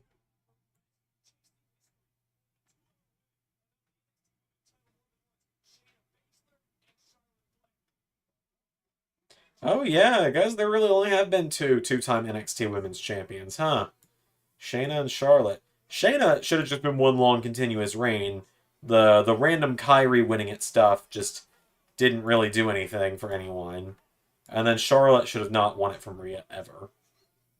Unless she was going to put someone over. I feel like the Miz might get jealous of someone else having gold instead of him.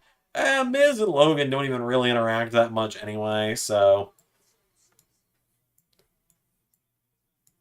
And even if that's the case, you'll see. You'll see is all I will say to that. You'll say, I'll see. I misworded that one. It's, you'll see, I say. That's what I meant to say. Yeah, Shayna should have just had one long continuous reign. Pierre agrees with me. Pierre and I agree on a lot when it comes to wrestling. It sometimes gets a little scary. I've made that joke before, though. Pierre and I are just the Step Brothers clip. Did we just become best friends? Yup!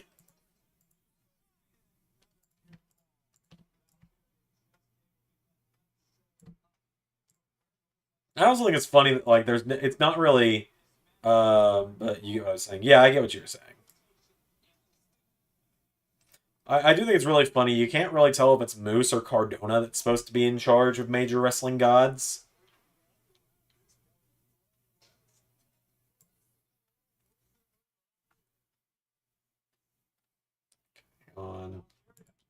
I think at this point, it's also kind of both is but isn't obvious. Steph Delanders joined the group. Hey, the Undisputed Championship is an awesome belt. Yeah, that's what scared me, is Pierre and I, almost at the exact same time, posted in the Discord when someone asked, I think Pierre even asked, like, what's the most underrated championship design? Pierre and I almost simultaneously posted the WWE Undisputed title at the exact same time.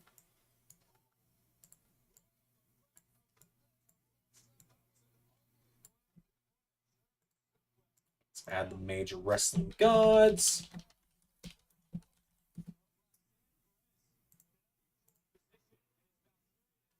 Let's see, roster portraits. New roster renders, that should do it. Also, for those that haven't seen, Samoa Joe was officially added to the LS11.com AEW page today. Made sure to handle that.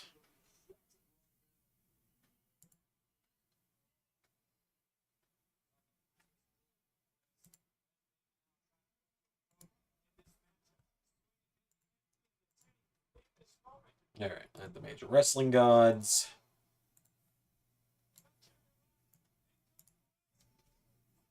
Oh, there's Pop Rocks. But here comes Lola. Is she about to heist of the century this? Nope, there's Tatum Paxley.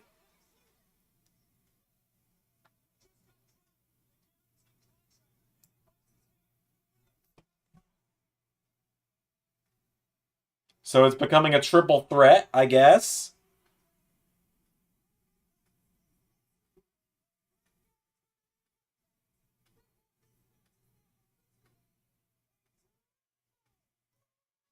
She just heisted the century. Is she about to win it? When I think of that belt, I unfortunately now still think of Brock. I think of Eddie with it. I genuinely, Eddie Guerrero is who I think of when I think of it. And that's 100% because of Universe.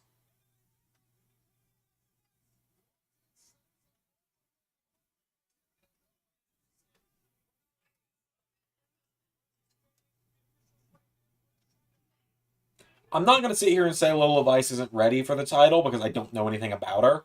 I don't watch NXT every week, so I think it's far beyond me. Is Roxanne going to pin her, though?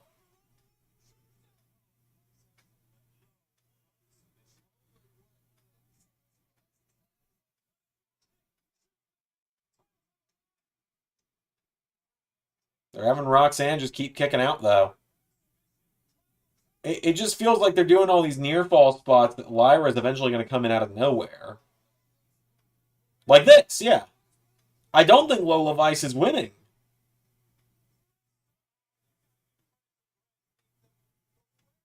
Oh yeah, randomly Triple H had it as well, didn't he? But yeah, I also think of JBL when I think of that belt. Funny enough, because he had it longer than anyone else did, didn't he? And then Cena won it off of him, and Cena only held it as that version for like a week. We could do WrestleMania 22, 21 at some point, I guess. The direct follow up to the SmackDown '04 series. That could be fun.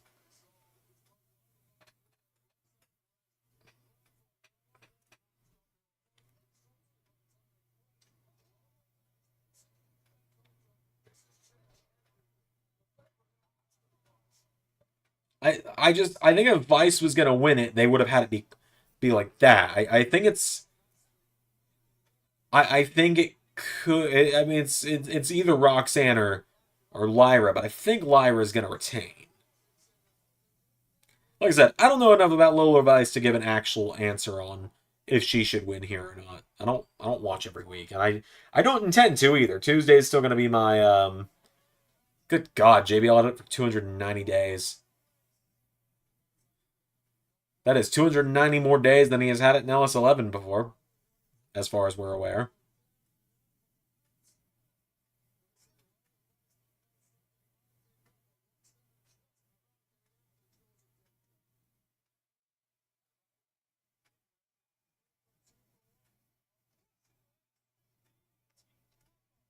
They got me interested now. I'm invested. I got to see who wins this. I love Roxanne, but I really like Lyra Valkyria as well.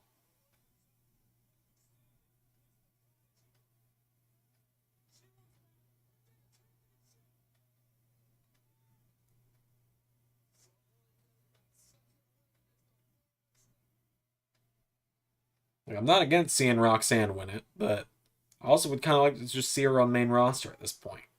I think she's more than ready. I know she's like Sean's favorite in the women's division, and he just lost his other favorite in Tiffany, and Cora is just still out injured.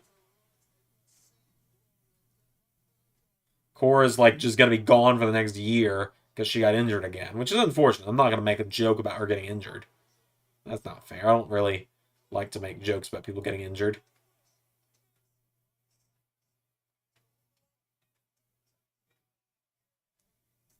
But it's like, I mean, you got Lyra Valkyria as like the main character of the NXT Women's Division now.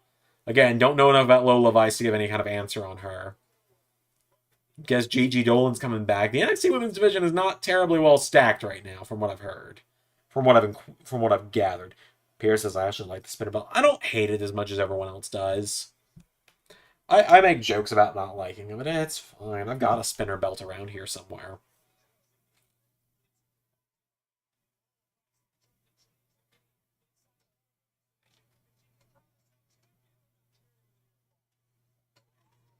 Damn, that was a sharp hit.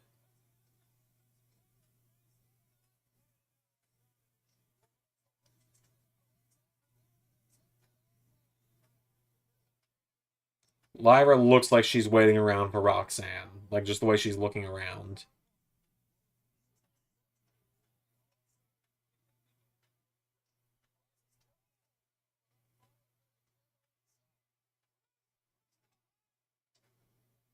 She nearly got it.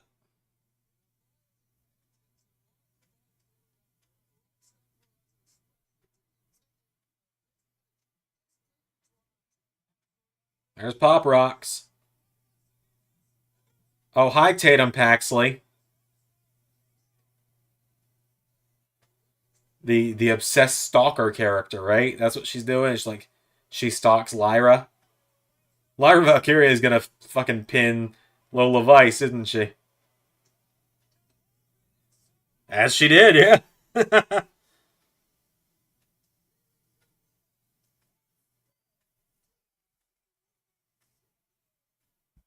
Gutted for Cora. She was probably gonna win the belt. Yeah, she probably was. That's the sad part. There you go. Lyra wins. Pins Lola Vice as well.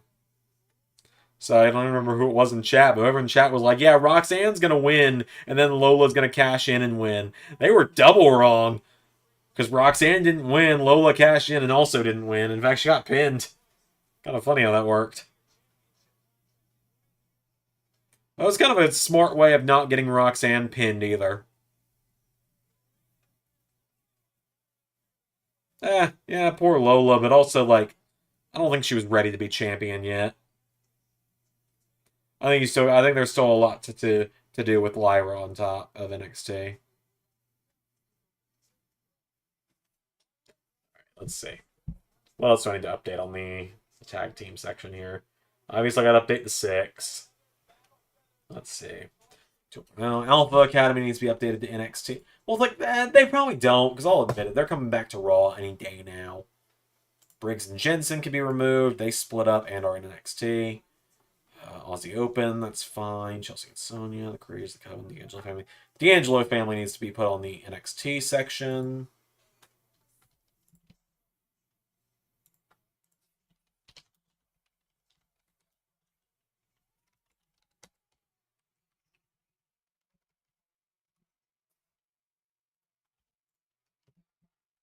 Go.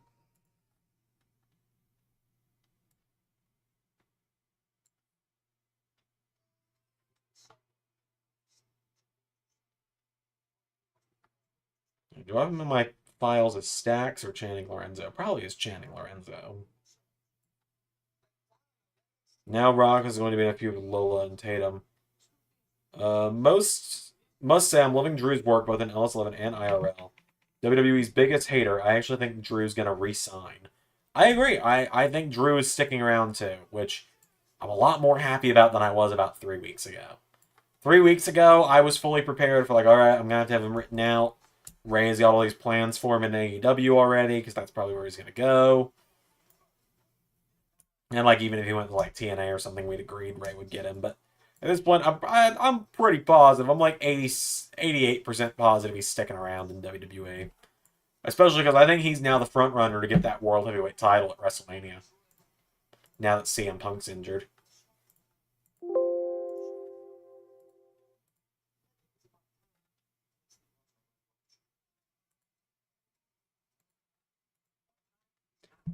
Yeah, I agree. Give Drew the belt. I mean, that promo on Monday alone of I'm not a very spiritual man, but I was praying for this to happen, and it came true.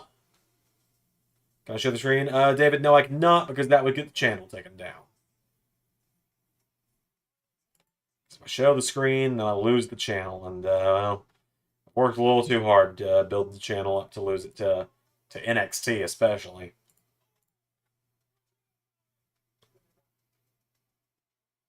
So Seth can take a break.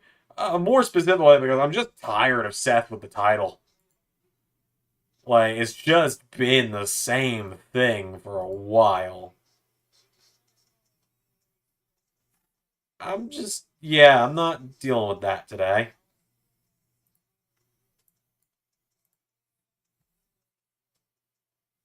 Hold on. Just because I'm not able to look in the chat all the time.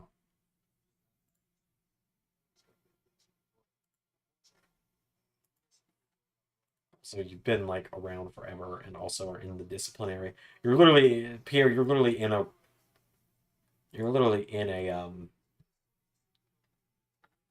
channel on the Discord called the Disciplinary Committee, so you're my second set of eyes and ears around here, Pierre.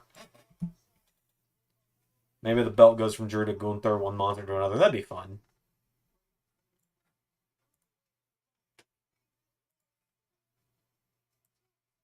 Yeah, if I was legally able to show the screen for these shows, I would, but again, like, you know, it's like the guys who do the reactions like Santi on TikTok. Someone I'd love to have appear on the channel at some point, but he is way above my pay grade nowadays. I should have tried to reach out when they were still really just starting out. I thought about it. I discovered him and his buddy Steve, right? Steve and Santi. They don't really do much together now, do they? But when they were first starting a Straight Shoot podcast, I saw them and I was like, I should reach out and see if they want to have some kind of collaboration with LS11, and then I just never did. And now Santi is just freaking huge on TikTok, and it's like, well, I'm not big enough to get the time of day here, can I? I really need to start uploading clips to the TikTok again. It's just the only reason that I haven't, the only reason that our TikTok is so dead and inactive is it is just extra work having to go in and resize all these clips for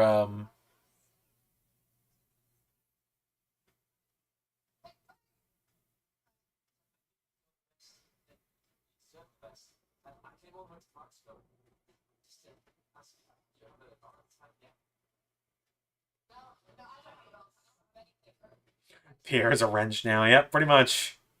You've got a little wrench next to your name now.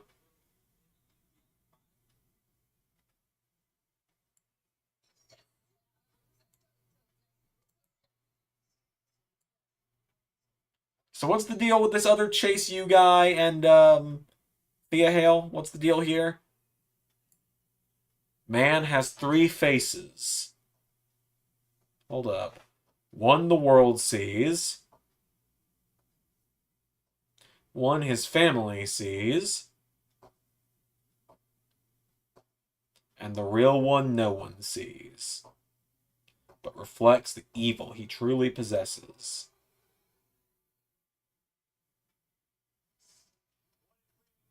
Interesting.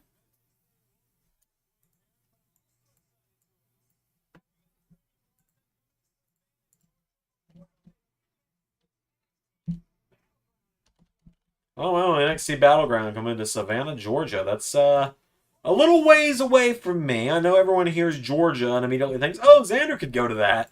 No, Zander can't go to that because that is like 5.5 hours away. Because, you know, I was in Europe last year. This time last year, I was in Europe, and beautiful country. Paris specifically. Paris, France, beautiful place. You can ride a train for 20 minutes in Paris and go,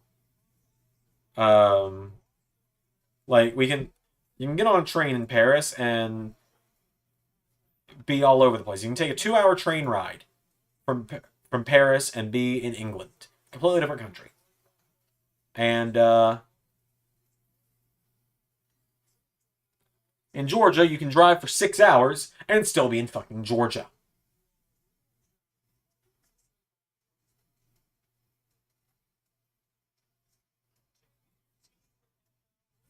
Let's see. What else do I need to update? 2.0, the acclaimed, Alpha Academy, Bullet Club, Chase Corner, What's the Open, Chase U. That's good, that's good, that's good. Good. Fight Factory needs to be NXT.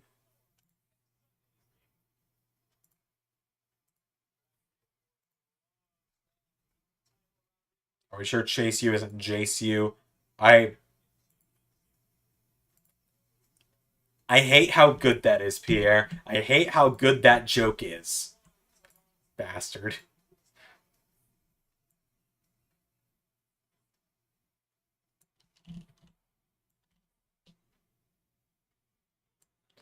And I'm not mad because it's good. I'm mad because I didn't think of it first.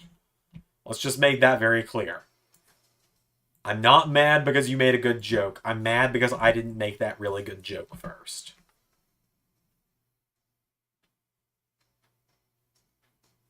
Obafemi is really cool.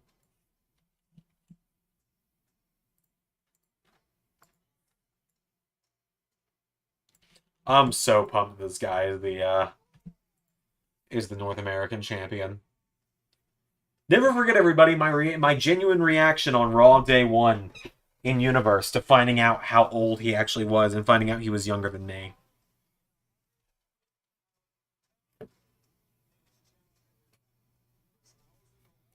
I assume it's probably an Obafemi win, and then Dragon Lee goes back up to SmackDown. Did I have the 6 yet? I've not gotten there yet. I'm just going line by line right now.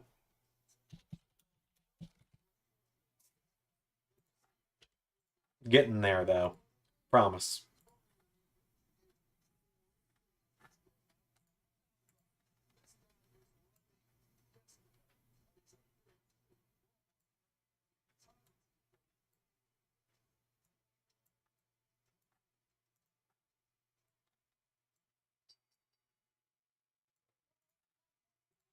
Let's see.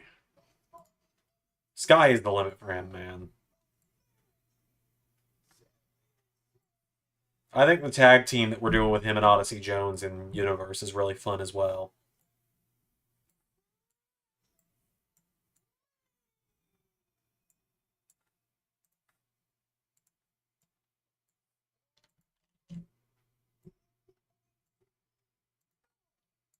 Nice to see that one of the breakout contract holders got a belt.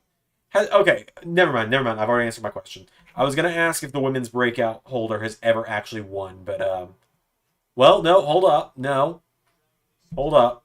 Roxanne Perez won the breakout tournament, but lost the first time to Mandy Rose. She actually lost her first match with Mandy Rose, which was her contract.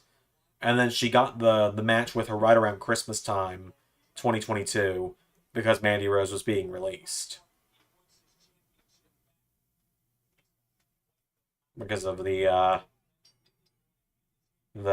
only the place for her fans only, you know.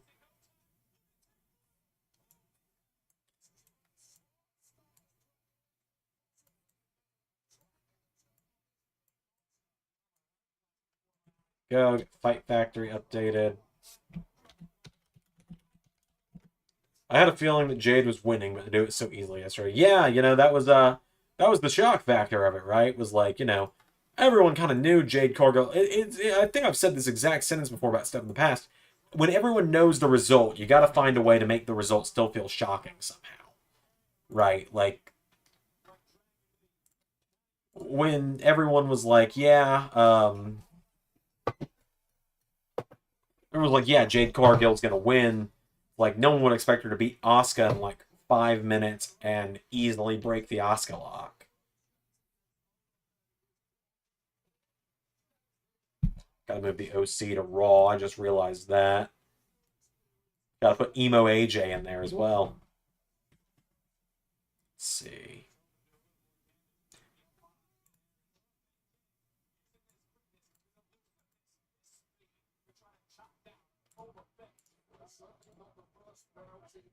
There we go. Okay. Coven creates the Angela Family, Dark Order, Decay, Design, Divas of Tomorrow, MC Variant, Fight Factory, The Geeks, Good Hand, Guns, Hardy's, Hex, Imperium, Share. I know it says Raw.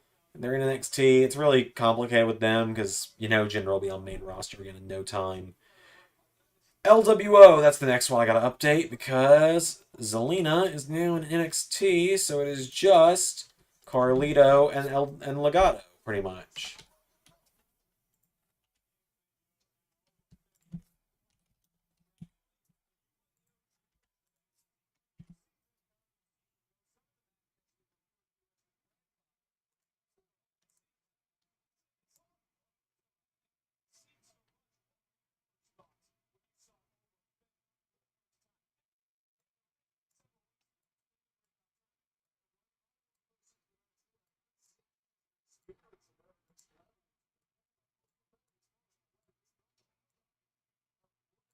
Wade Barrett being shocked and appalled when he got called the grandfather of NXT. I was like, oh, well, I never, you know, I already had 6 years of experience when I came to NXT. As far as I'm aware, Obafemi had none. This new AJ reminds me of his final days, wearing a hoodie and the dark and lone wolf. Yeah, you're right.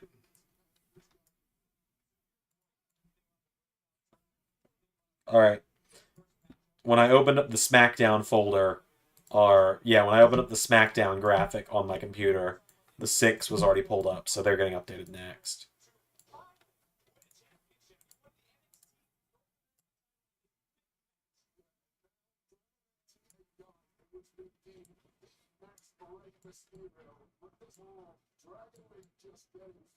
Also, like, I know I'm not from the UK, quite obviously. Some people thought I was because the LS11 thing being also the postal code for Leeds in England, which I did not know until like 6 months ago, I think. But also, Pierre, your name not being green and instead being blue is weird. It's going to be the same thing for me in Discord when I open that, and your name's going to be green there instead of red. But it also made sense to go ahead and just add you as a moderator to the channel. One of those means he's leaving soon. I doubt it. I don't think so. AJ's probably going to stick around. When his contract comes up, he'll resign. Especially if WWE and TNA have this have the potential for a working relationship. I'm not going to say they have one, but have the potential to start a working relationship.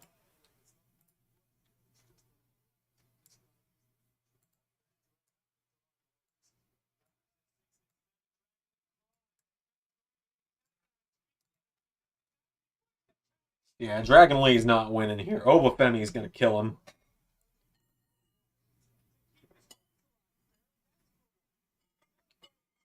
Wonder how long this show is going, because I think this is one of the only 2 matches left, right?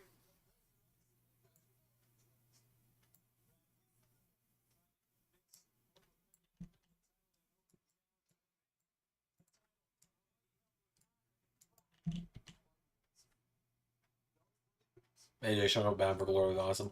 I mean, honestly, I think it's more likely than not now. And if it happens, royalties. I just really like being able to use that clip as many people have.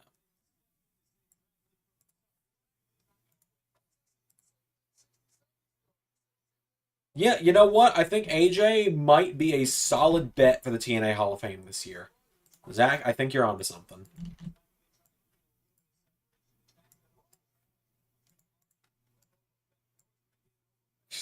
I don't know why, and I think maybe people will laugh at this. When I said, Zach, I think you're onto something, for some reason I thought of, Trick, your genius is showing. Oh, where? From SpongeBob. Speaking of SpongeBob, that is the main form of jokes we make in my office at work, is we all pretty much just communicate in SpongeBob jokes. And we have a new person starting at the office tomorrow, who, in their interview, we made a comment about SpongeBob jokes, to which they responded with, well, I mean, that's peak humor, so of course you would communicate that way. Alright, can confirm that once I hit publish on the website, the 6 will finally be updated. I know people have been waiting for that one. To which I say, sorry about that.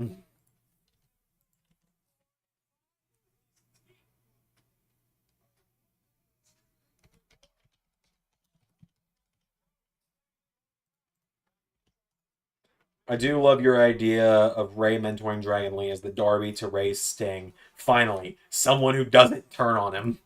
Yeah, pretty much everyone turns on Rey Mysterio, so having one person that doesn't do it would be nice. But like I've also said before, I'm not a huge Rey Mysterio fan, personally. And I know people come at me for that pretty often. I was just like, I didn't grow up with Rey Mysterio the way a lot of people did. I Wumbo, you Wumbo, he, she, we, Wumbo, Wumboing, Wumbology, the study of Wumbo. It's first grade, SpongeBob.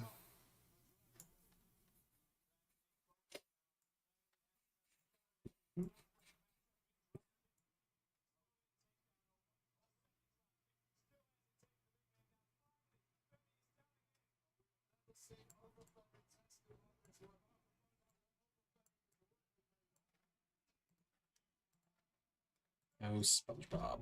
I want to eventually I need to buy Cosmic Shake and see if it was any good. I'm really tight on money right now, and I'm already gonna have to place, the 200, not 200, yeah, $200 with a pre-order for 2K24 because I'm getting the deluxe edition for both PS5 and PC because it helps me with my job with YouTube a lot easier when I have both versions.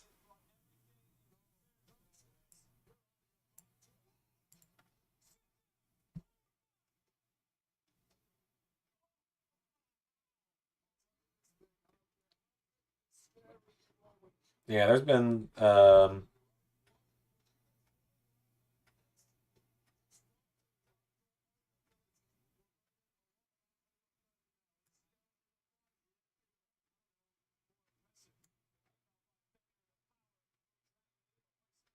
yeah, there had to have been some in TNA wants in return. I agree. Yeah, I think you're absolutely right. I think we'll see something. I don't know what it'll be, but we'll see some kind of. It's not the end for WWE and TNA. That's my quote unquote bold assumption for the night, is that Jordynne Grace's return is not going to be the only time we see WWE and TNA partner up this year. Well, it's like AEW is suddenly partnered up with CMLL and New Japan, right? WWE had this recent thing with All Japan where they sent Charlie Dempsey there. WWE has the potential this year to form a relationship with TNA, which would in turn kind of give them a working relationship with AAA. And so it really would be WWE, TNA, AAA, All Japan against AEW, New Japan, and CMLL.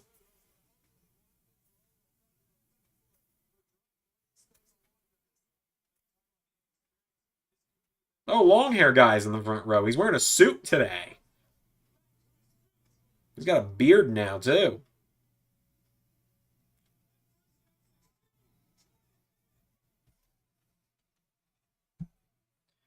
Viking Raiders need to be updated to be on the NXT roster.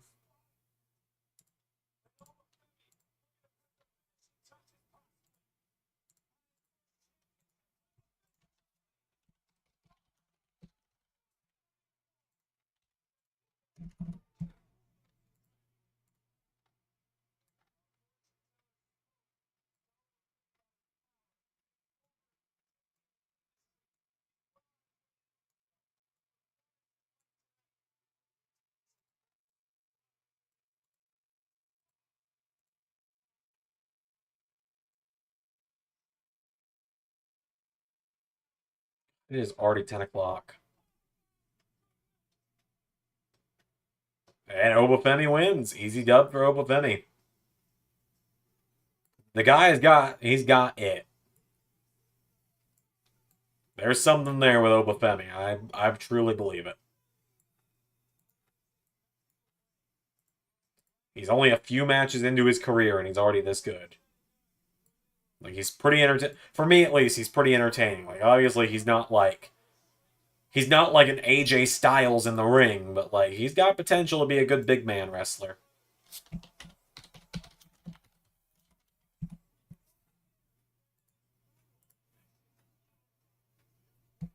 Yeah, Bobby Roode's a producer now. That's why I've got him as the NXT GM in LS11. Let's see, I still gotta add the OC to Raw. I gotta, let's see. The Raw just needs the OC to fix that. NXT needs an Ofe and Blade. The Gulak College of Technical Wrestling. And that'll be caught up. And obviously I gotta do the women's tag teams now that I think about it as well. So Raw in that case also needs. Okay, Raw is good in terms of women's tag teams as well. But NXT needs Damage Control, Danny Palmer and Sol Ruca, Metaphor, Scarlett and Shotzi, and the Sky Pirates.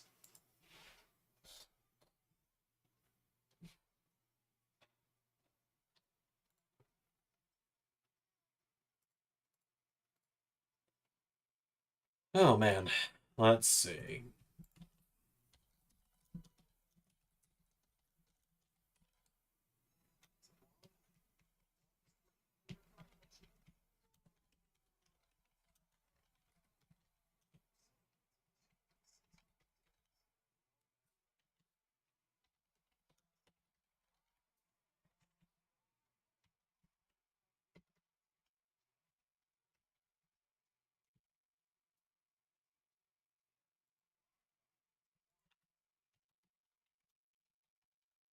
Just call it Gulak College on the page. That's fine. Oh, Lexus King looking at the calendars.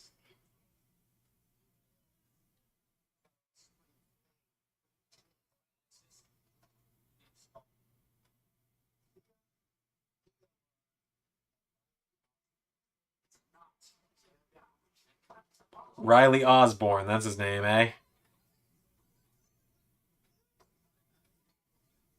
Lexus King has no Riz, I'm just saying.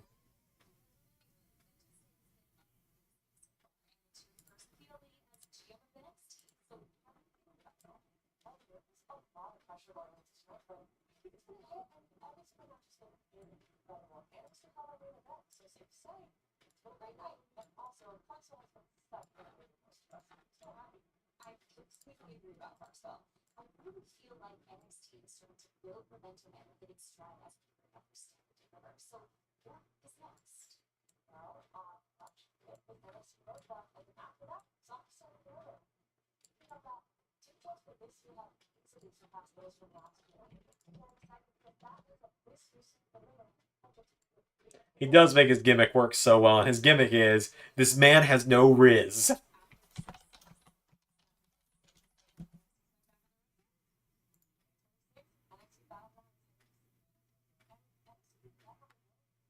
NXT is going back on the road. They're getting out of that. They're finally getting out of that, essentially what looks like a garage with the Performance Center.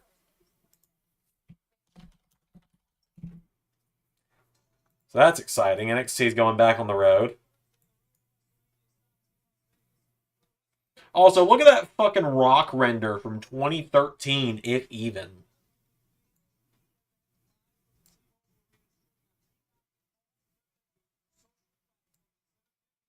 Also, I will say the fact that they've got Roman and Rock, and then Rhea and Bianca, and then Seth and Cody.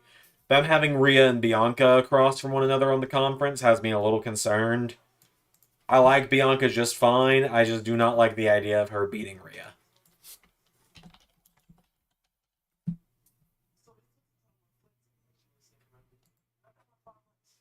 I'll watch this weasel fall ass backwards into being NXT champion. You know, Hunter, Sean, and Austin are rooting for Lexus to succeed. Oh yeah, totally.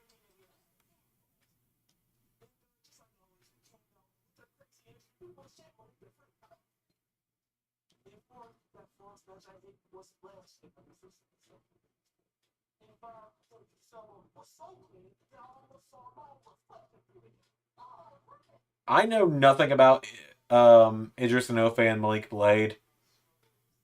They look like they're good in the ring, but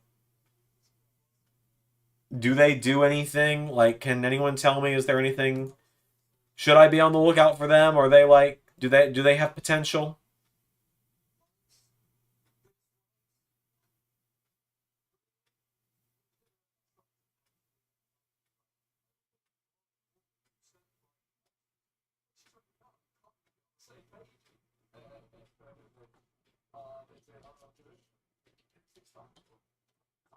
Sergio says there were already chants for Cody Rhodes, or yet hashtag we want Cody. I'm not shocked. I mean, they lose a lot, says Zach. Okay, that's about what I figured. That's what I vaguely remember about them from the few times I've seen them. But yeah, I mean, like, I don't expect the press conference to get hijacked by people chanting we want Cody. It's open to the public, though, so you never know. But I fully expect people to start chanting we want Cody anytime Roman and Rock are on screen together.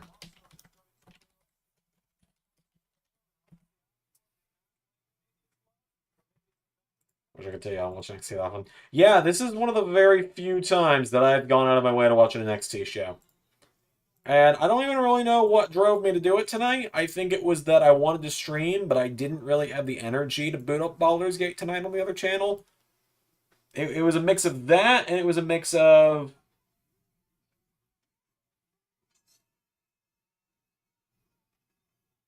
Oh, Lola and Roxanne are brawling. Wonder if Lola will beat Roxanne, and that'll be what sends her out of NXT.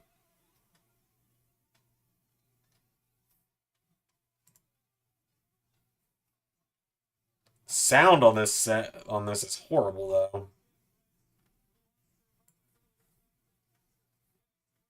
Let's see. Speaking of Inoue and Blade, I gotta add them to the tag team roster here on the website.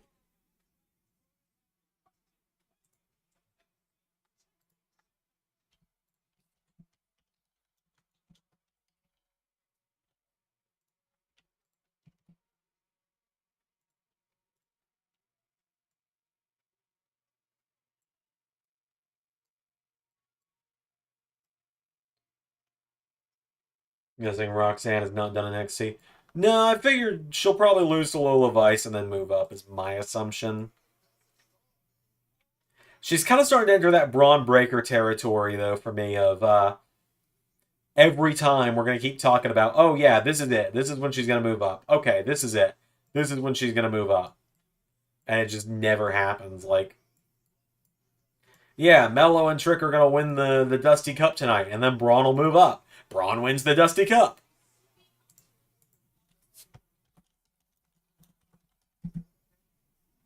But you know what? I'm not complaining that Braun and Corbin won the Dusty Cup because I love those guys.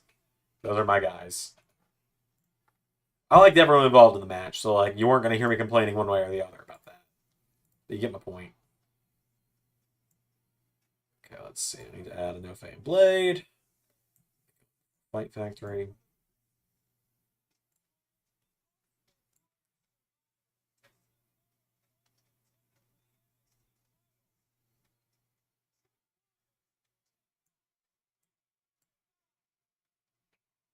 Okay, let's see. What else do I need to update?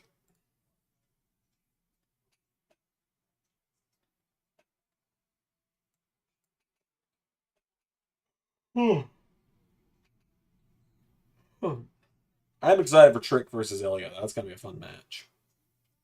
That's coming up in a minute here. I got to update the OC to be on Raw. I got to add these last 3 teams to NXT. 1, 2, 3, 4, 5 teams to NXT, the women's tag teams. Let's see. I need to add AOP to SmackDown. I just remembered that.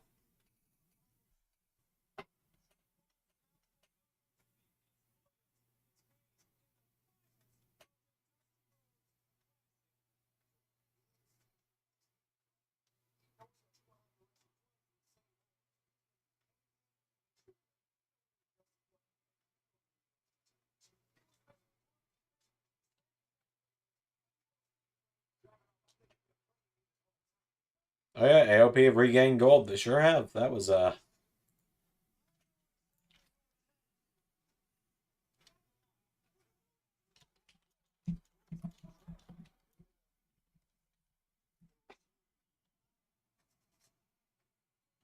So tonight's when they reveal that Mello attacked Trick, right?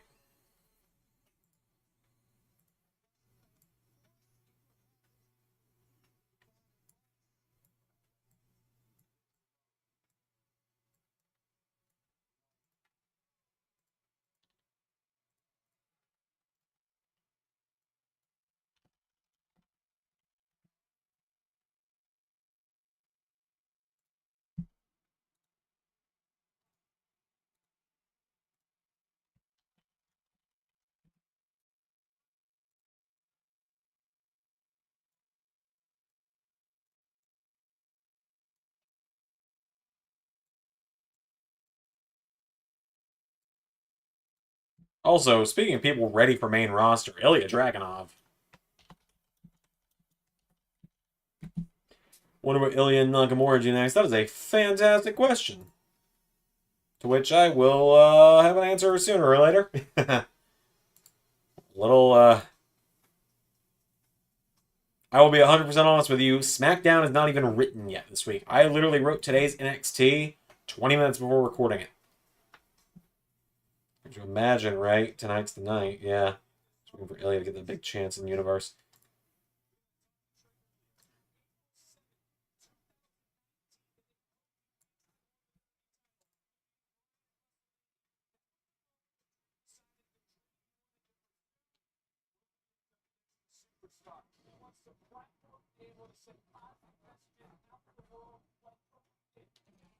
I don't know why I find a little bit of humor in the fact that they don't refer to him as Daniel Bryan when they're talking about Kofi beating Daniel Bryan at WrestleMania. They're like, when Kofi beat Bryan at WrestleMania.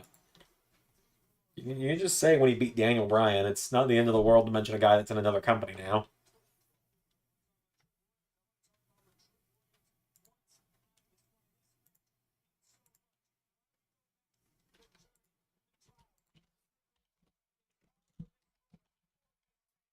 when this stream is over, I need to feed the cats and go to bed because I gotta go to work in the morning.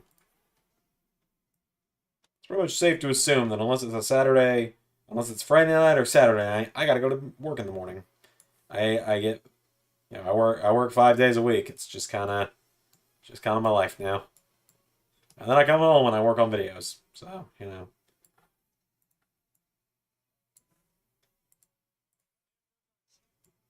I like the job I do. Yeah, Ilya's challenged for the IC and World titles in the past. Yeah, Ilya challenged at yeah, he did. Yeah, shit, I forgot about that. Cyber Sunday. Dragunov, Rollins, Breaker, and Gable.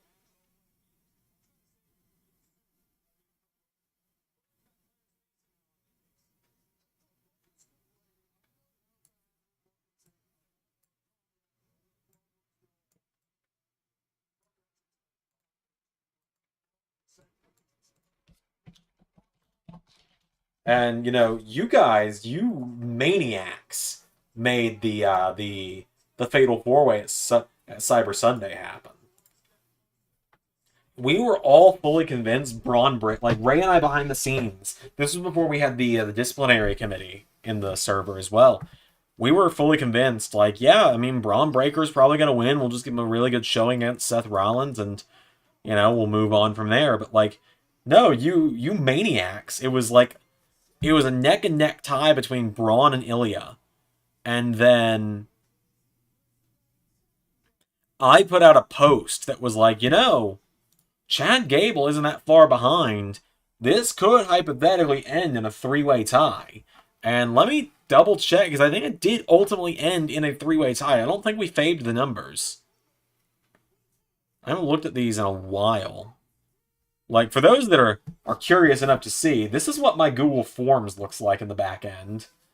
I literally have everything we've ever done, all the way back to Clash of Champions Season 2.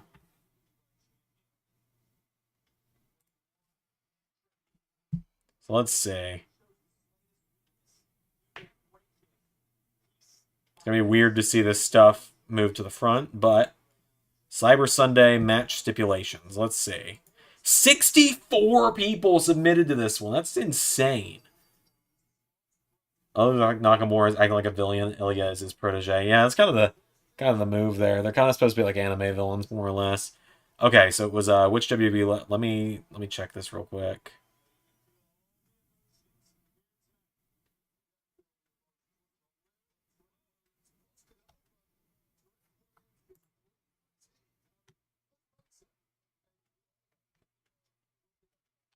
Okay, right. So a few people submitted after the cutoff date, but at the cutoff date, it was a 3-way tie. I'm looking at it now. It's like, it was ridiculous how many landslides there were on this show.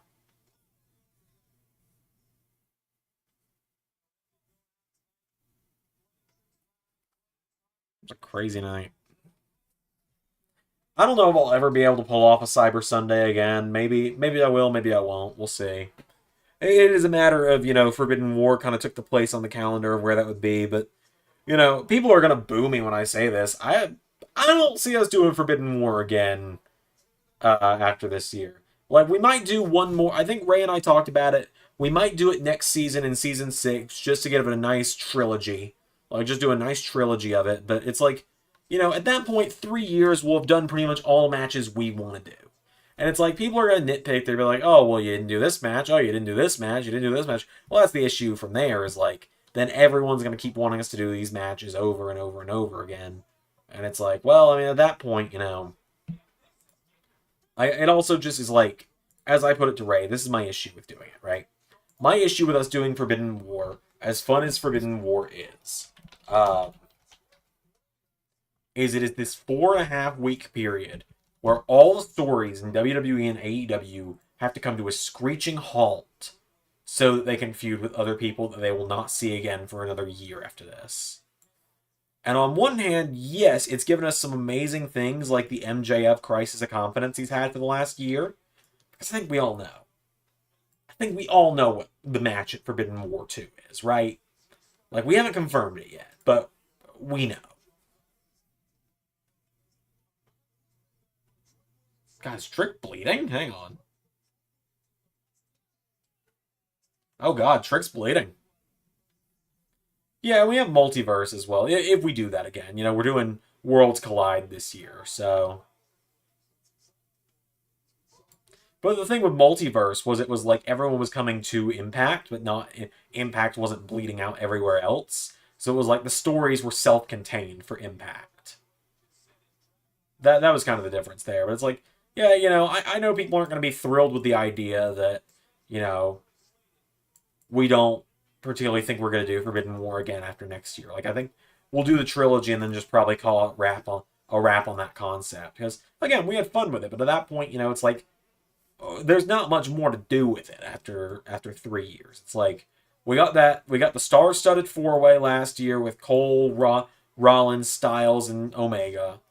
And it's like, yeah, people could nitpick, oh, well, you didn't do Rollins Omega one-on-one, or oh, you didn't do Styles Omega one-on-one, or you didn't do Rollins Cole one-on-one, or Styles Cole one-on-one. It's like, yeah, but like, we did the Fatal 4-Way, so I don't have an interest in doing those matches. Now, like, had the Elite signed with WWE a few months ago, instead of staying with AEW, yeah, I mean, you know, those matches, those one-on-one situations probably would have happened at some point. Like, there were ideas that we had for if that had happened, but it didn't happen. So it's as simple as that.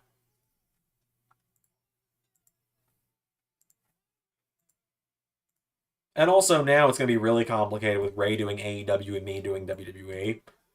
We got to divide up the stories, like who's doing what, and so I got to make sure, like, you know, for example, because I mean, like, everyone knows it's happening. But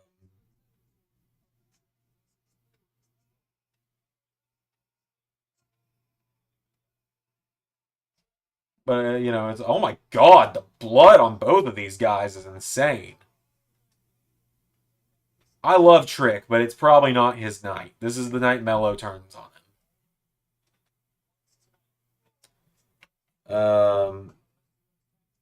Yeah, the heel turn is going to hurt when Mello turns on Trick.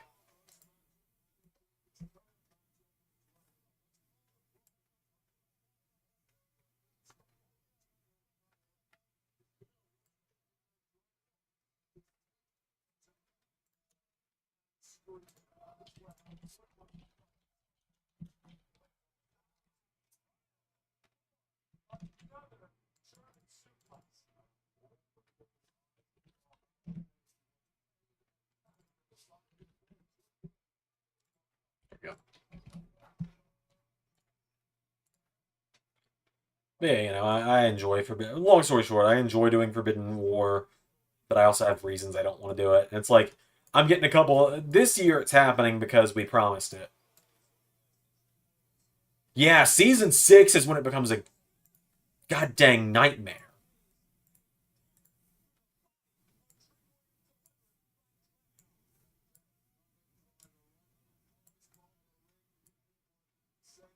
Because Ray is doing SmackDown and AEW, I'm doing Raw and NXT, and TNA, obviously.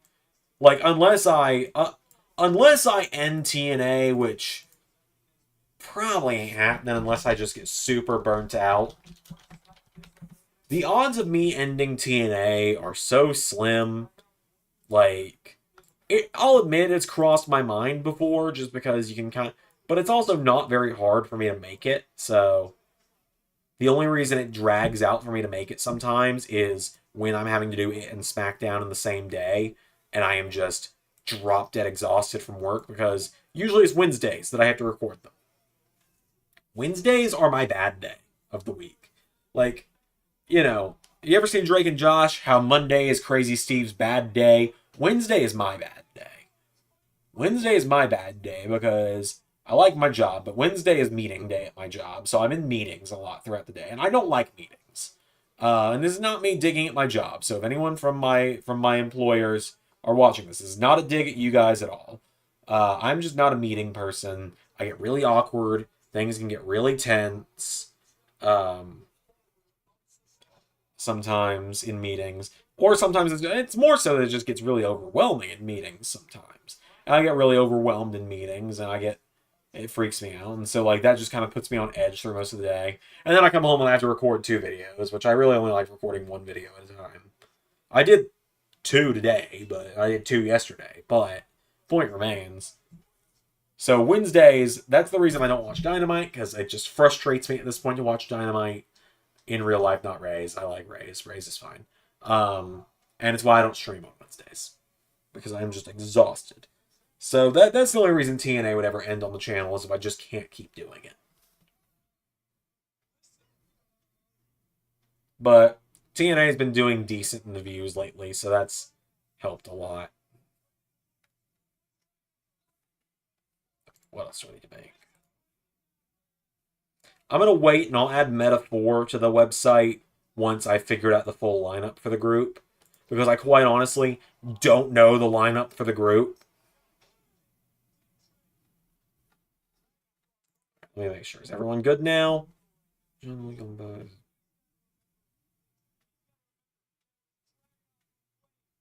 LWO still needs to be updated.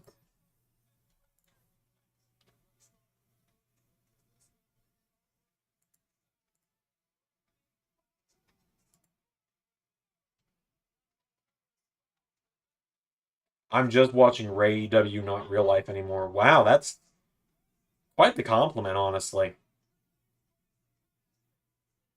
Oh, GYV's not on the roster either. I gotta add them. Yeah, Noam's got Fight Factory, so it's like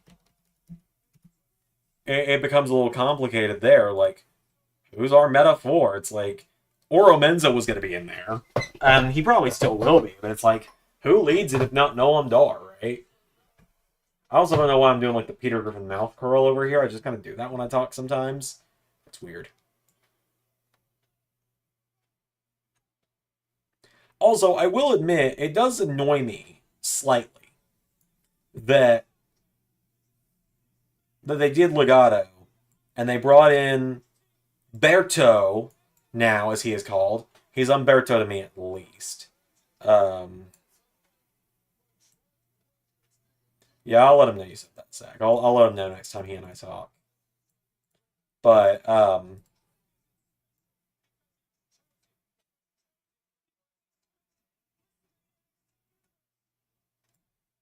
God, Trick Williams is so damn over. It's like, and I will say this, and this is going to shock people when I say this, right? If they're not going to have Cody finish this damn story, Trick Williams should be the one to beat Roman Reigns. If you want Roman to beat this fucking Bruno record for some reason, which would keep the belt on him, need I remind you, for 4 more years, which would be re-damn ridiculous and should not happen. Say you have Trick beat Roman. If you're not going to do Cody, Trick. But yeah, I'm annoyed that Berto and Angel formed a new Legato right after I finished a feud with Angel, having Umberto backing him up against LWO. Specifically against Santos. And it's like, now what do I do? Do I have Santos break off on his own and just pick 2 other random guys to form Legato? Do I just kind of keep LWO? What do I do, man? Because, like, I put them together thinking Carlito... Excuse me. I put them together with Carlito at the head, thinking Carlito was going to return in real life, go heel against Ray, and lead the LWO. God, I was wrong.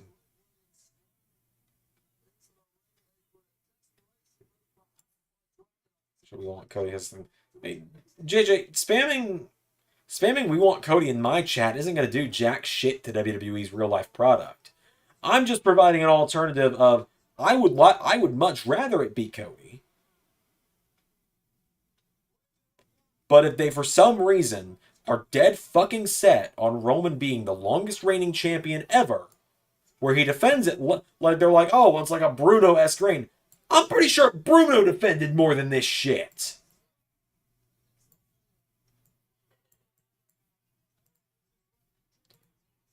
But, I mean, I say you build up something like a Trick to beat him. Again, I'm not suggesting you actually do that. By no means should Roman hold that belt any longer.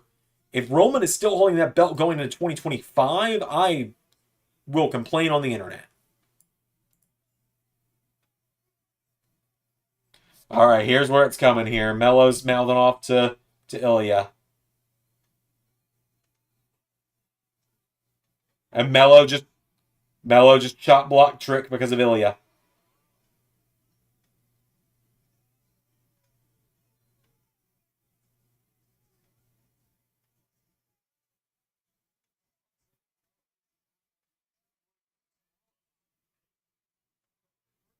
And Mello nearly got Trick disqualified.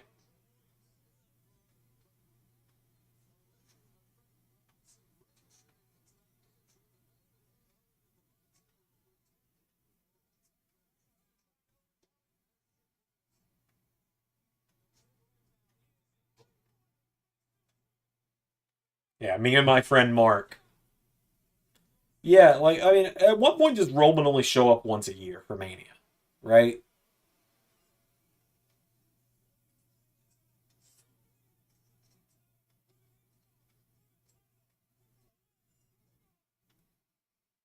Okay, I gotta change the OC to Raw. Forgot about that.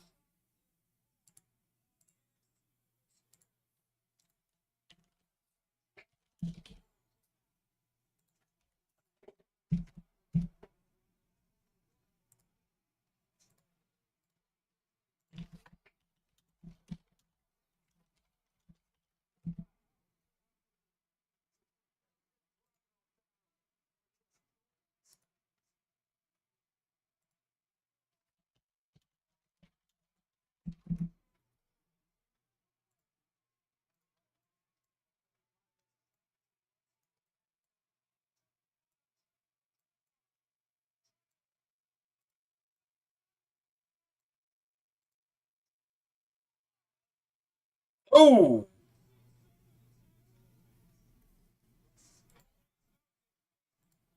Mello's just got that look of it's over, man. It's over.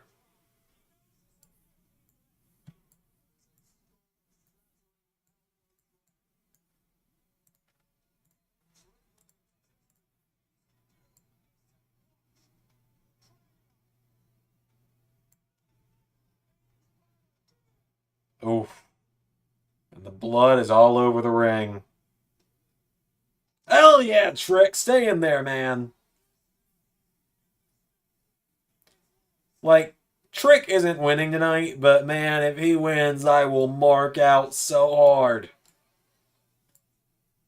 Trick won me over so hard this year. Thought of someone who could lead Metaphor, but he's on Raw. I mean, let's hear who you got, Pierre. I'm honestly curious. I mean, obviously it's Dexter Loomis, right? Oh! No way. Ooh, that was damn close.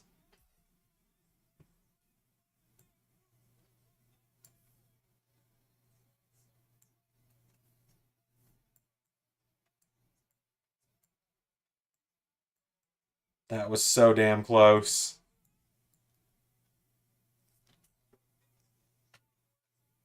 And now Trick's gonna get the visual pin. There's the visual pin.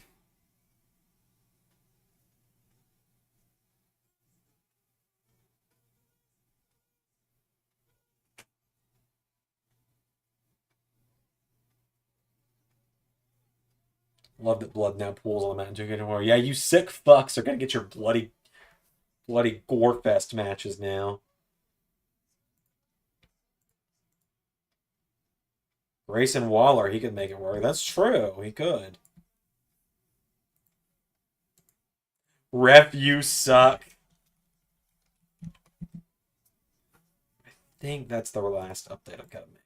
Think.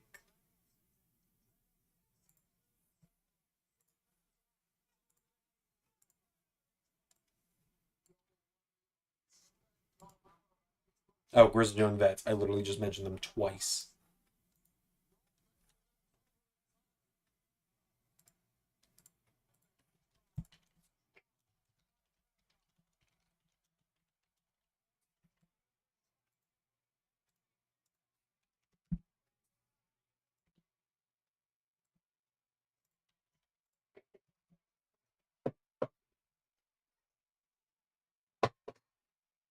No way, right?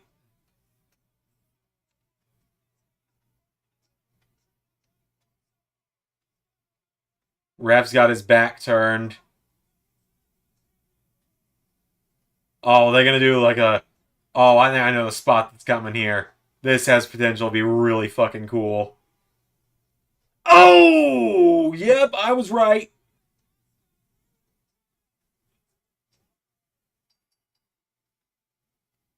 That was really cool.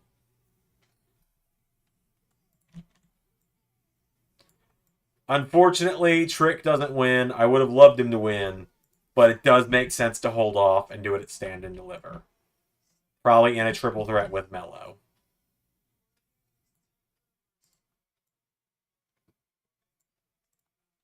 However, that finish of them both running and hitting each other with their finishers at the exact same time, and Ilya just happened to be the one that landed on top, was perfect.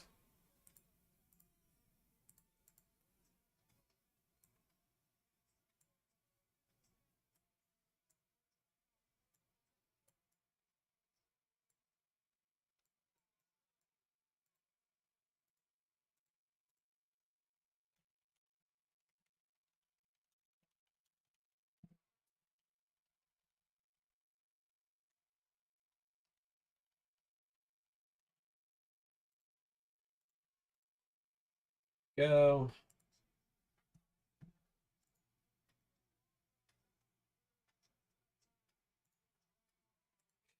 Here, I just saw what you put in the Discord.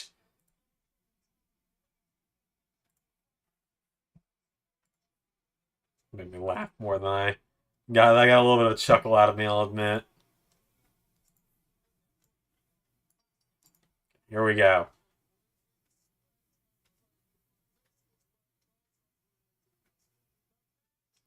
I wonder what the man has three faces thing is leading to.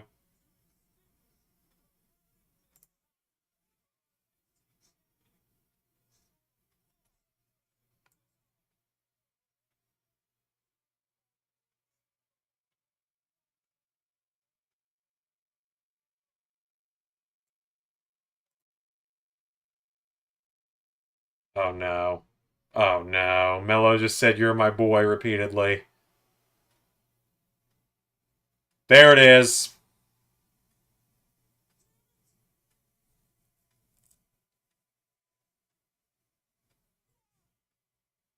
It is a good idea up here.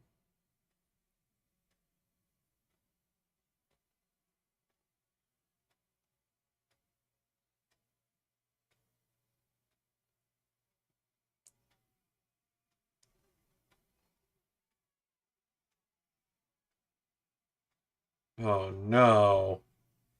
Oh no. Ray's gonna handle Lexus. Well, that's assuming I don't get him.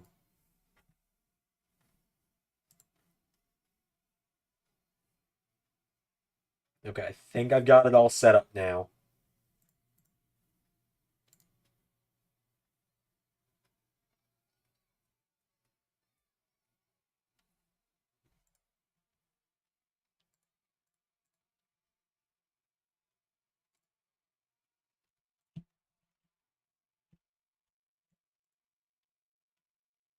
Yeah, only Mello can have the spotlight, not Trick.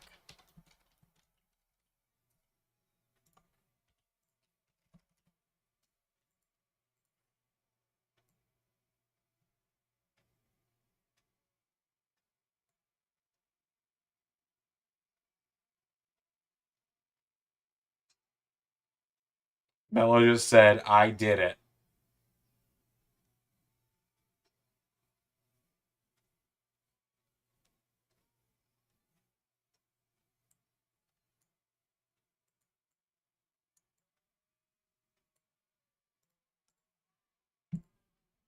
Damn.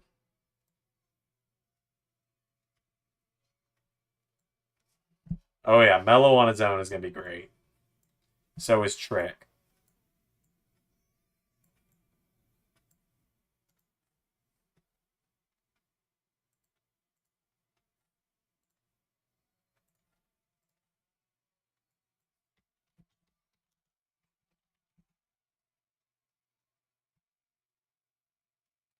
Fuck you, Mellow Chance.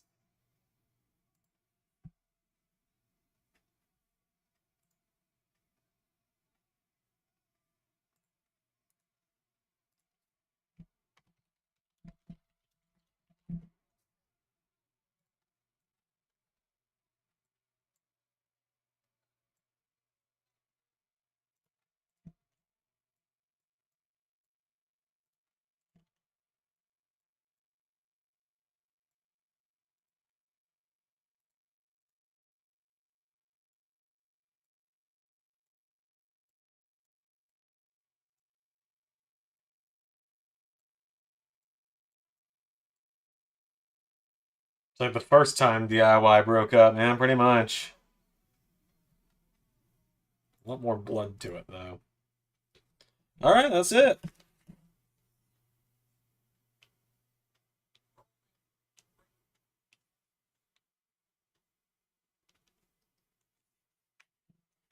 Cool. Alright, I got one more thing to finish up on the website.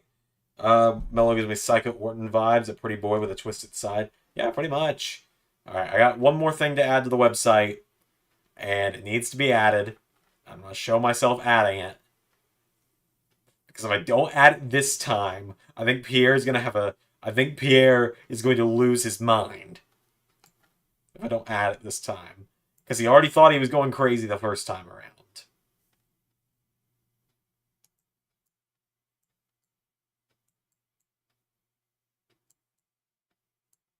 So give me a moment. I got to make this part. I almost forgot something for the website.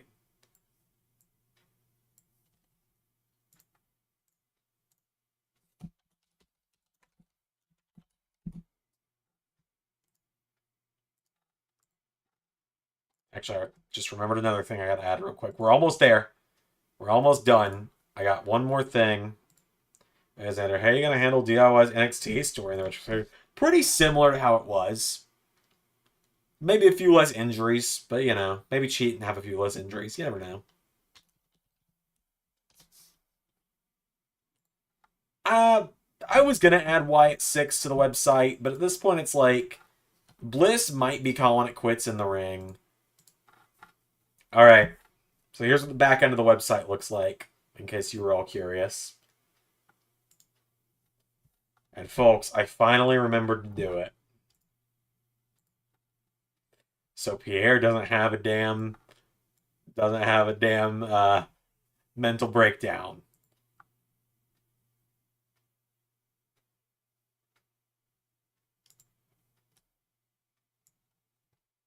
Because he'll go crazy if I ever get to put them on here again. Because he's gonna think, didn't Zander say he was gonna put them on there? There they are. Follow or fall.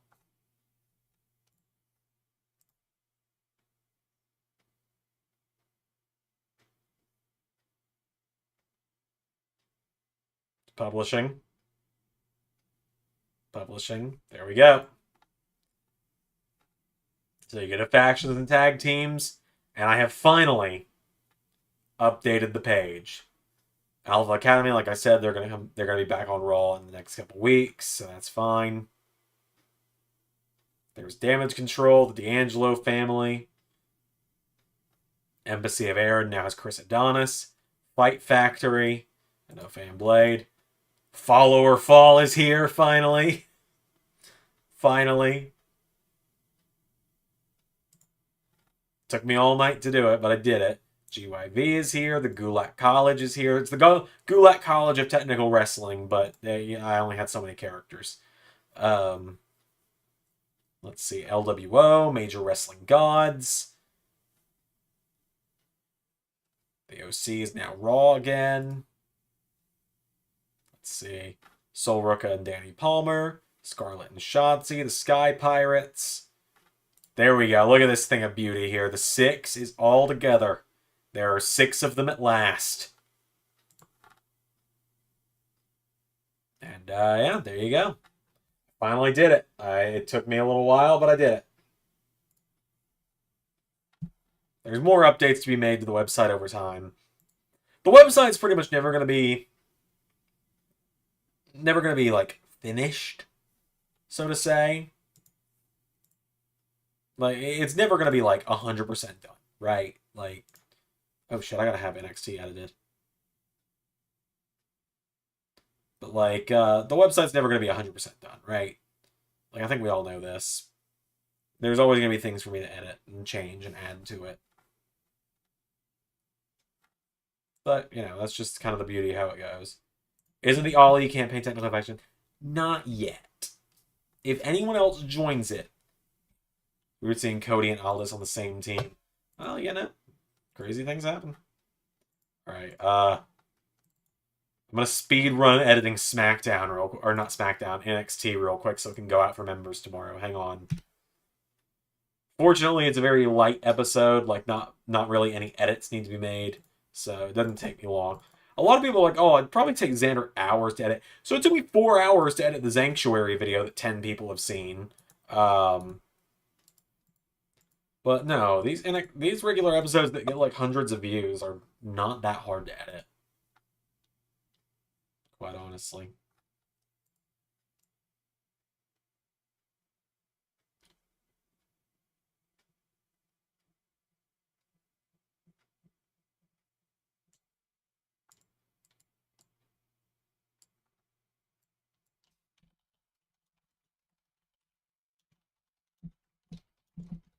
So to give people an update on what you're going to be able to see on NXT this week, Axiom's doing an NXT North American Championship Open Challenge that Apollo Crews has accepted.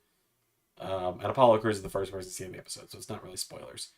Sol Ruka and Danny Palmer face the updated Damage Control of Fallon Henley and Kiana James. Trick Williams versus Von Wagner, and a main event of Otis and Maxine Dupree against Andrade and Zelina Vega. So that is what you got waiting for you on NXT on Tuesday, or if you remember, tomorrow at 11 a.m. Other than that, it is 10:40 p.m. Remember, spread the word. If we get to 10,000 subs before the end of the year, I will do a Rhea Ripley cosplay stream where I won't have a beard and I will dye my hair black and everything else. Everything in between. I'll lose the weight to do it too. And bought a stationary bike. I'm going to start putting in the work this week. Riding that thing a few hours every week just to try and slim down a good bit because I've gotta. A lot of episodes coming out this week. Some Sanctuary streams. I'll be back tomorrow night. Hey, tomorrow 8 o'clock. I'll be back for Raw. And don't know what we'll do then. Probably work on some Zander Mania stuff because I gotta record. Halftime Heat this week as well. My kind of game plan tomorrow is go to work in the morning, get off work at 5, come home. JT showing up as I'm doing the outro. Yeah, I'll be here tomorrow night, 8 o'clock for Raw. Big week on the channel. Members already have access to Raw for tomorrow. Tomorrow, members get NXT. Regular viewers get Raw. Tuesday, everyone gets NXT. Monday, I've also got a stream for Raw reactions tomorrow night. Tuesday, I'll be live on Sanctuary, picking back up where we left off on Baldur's Gate. Wednesday, Ray's got AEW. Thursday, I'll be live on Sanctuary again, maybe finishing Infinite Fusion, depending on how I'm feeling. If not, we might play something else like Dead Rising, because I've been waiting to play that for a little while. Thursday, fans also get TNA for Universe, and members get early access to SmackDown on Friday. Friday, there will also be SmackDown Live reactions that night with me. And Saturday next week is Halloween Havoc, which is already uploaded. I've already got it uploaded. I have not typed out the description or made a thumbnail yet, but it is uploaded. It's drafted right now, so only I can see it, which is good. And then Sunday is ARW Halftime Heat. It's going to air in the morning, not during the Super Bowl, because I can't be asked to keep up with that. But yeah, pretty crazy weekend. It is the third double premiere weekend. I cannot do the full excited double premiere weekend because I'm very tired. I'm tired of double premiere weekends, Grandpa. I'm tired of double premiere weekends, Grandpa. Well, that's too damn bad. That's my life right now, pretty much. That's my life right now. I just keep doing these damn double premiere weekends. Like, is there another one in the following week? Technically there is. I think. Wait. Hold on. No? No. The 16th and 17th is not a double premiere weekend. Right? Hold on. Now I gotta check, because I'm now paranoid. Ring of Honor's had a show. TNA, Raw, and SmackDown have all had shows. AEW's had a show. I don't think New Japan doesn't have one coming up anytime soon. So no, I finally get a break from the double premiere weekends next week. Is that a Holes reference? It's a meme reference. Is that where it's from? Is Holes where the I'm tired of this grandpa comes from? Because if so, then sure. Zander's the Premier King. I do what I can. And so I will be back tomorrow to ask you all, so, what do you want to talk about? Pierre says here, one last question here. I know SG asked this on Discord, but who do you think would fit in ECW? John Moxley and Eddie Kingston are obvious ones. Darby would have thrived back then. He's the smaller, reckless guy. Brody Lee is kind of my dark horse answer on that one. And, everyone says Jeff Hardy, but, Matt Cardona. Matt Cardona would have thrived in the real ECW. So, what else? What else? Is there any other business to attend to? I've announced the Rhea cosplay goal. I've tagged Rhea Ripley in it on Twitter as well. So, if Rhea retweets it, it's game over for me. She will get 10,000 people subscribed to this channel. I'm not gonna reach out to her about that though, because the last thing I want is for her to block me. Because at that point, then I gotta I guess at that point I gotta pivot and at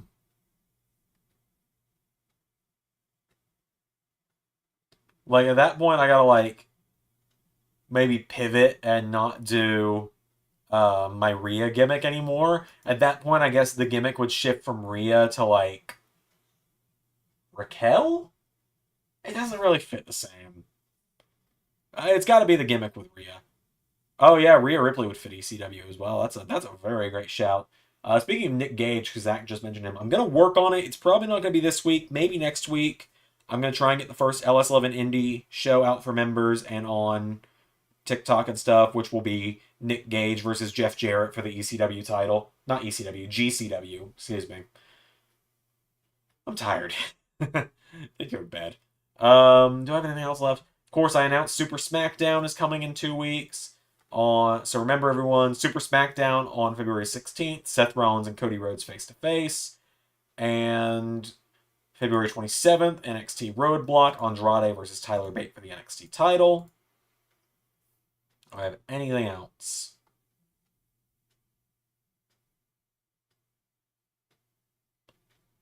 Anything else to announce? I'm double checking. I'm making sure.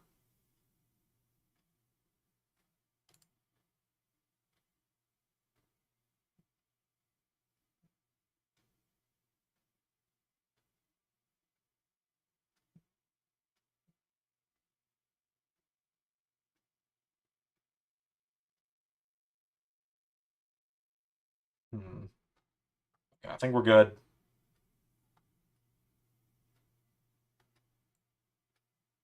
All should fear Double J. Get a good back like Rhea Raquel. Yeah, look, when I go to the gym, I will work out my back. If I'm going to have to do this Rhea cosplay, I've got to do it right to where I can, hands on the hips, flex my back and have, the Rhea back. I'll work on it. I'm going to get a gym membership this month, and I'll start going to there's a gym up the road from my house. I'll start going after work. I got that stationary bike, so I'll work on that. All right, look, I got to call it. I got to go to bed. I've been having a bad habit of staying up too late on stream. And if I fall down a rabbit hole, then that's just going to make it worse.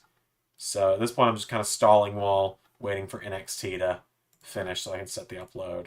And so now that that's done, I'm going to set the upload. I'm going to make the thumbnail, and I'm going to go to bed. So guys, thank you guys for tuning in. I had a lot of fun tonight, and I hope you guys did too. We will be back tomorrow for a Raw watch-along. When I get home tomorrow, I'm going to try and record TNA, because I'm not going to let myself fall behind anymore. I need to be done with recording for the week early in the week, so I'm not pushing it all to Wednesday nights. So having a non-double premiere weekend now that I've got everything except Halftime Heat done for this weekend, that's going to help me a lot. That's the issue.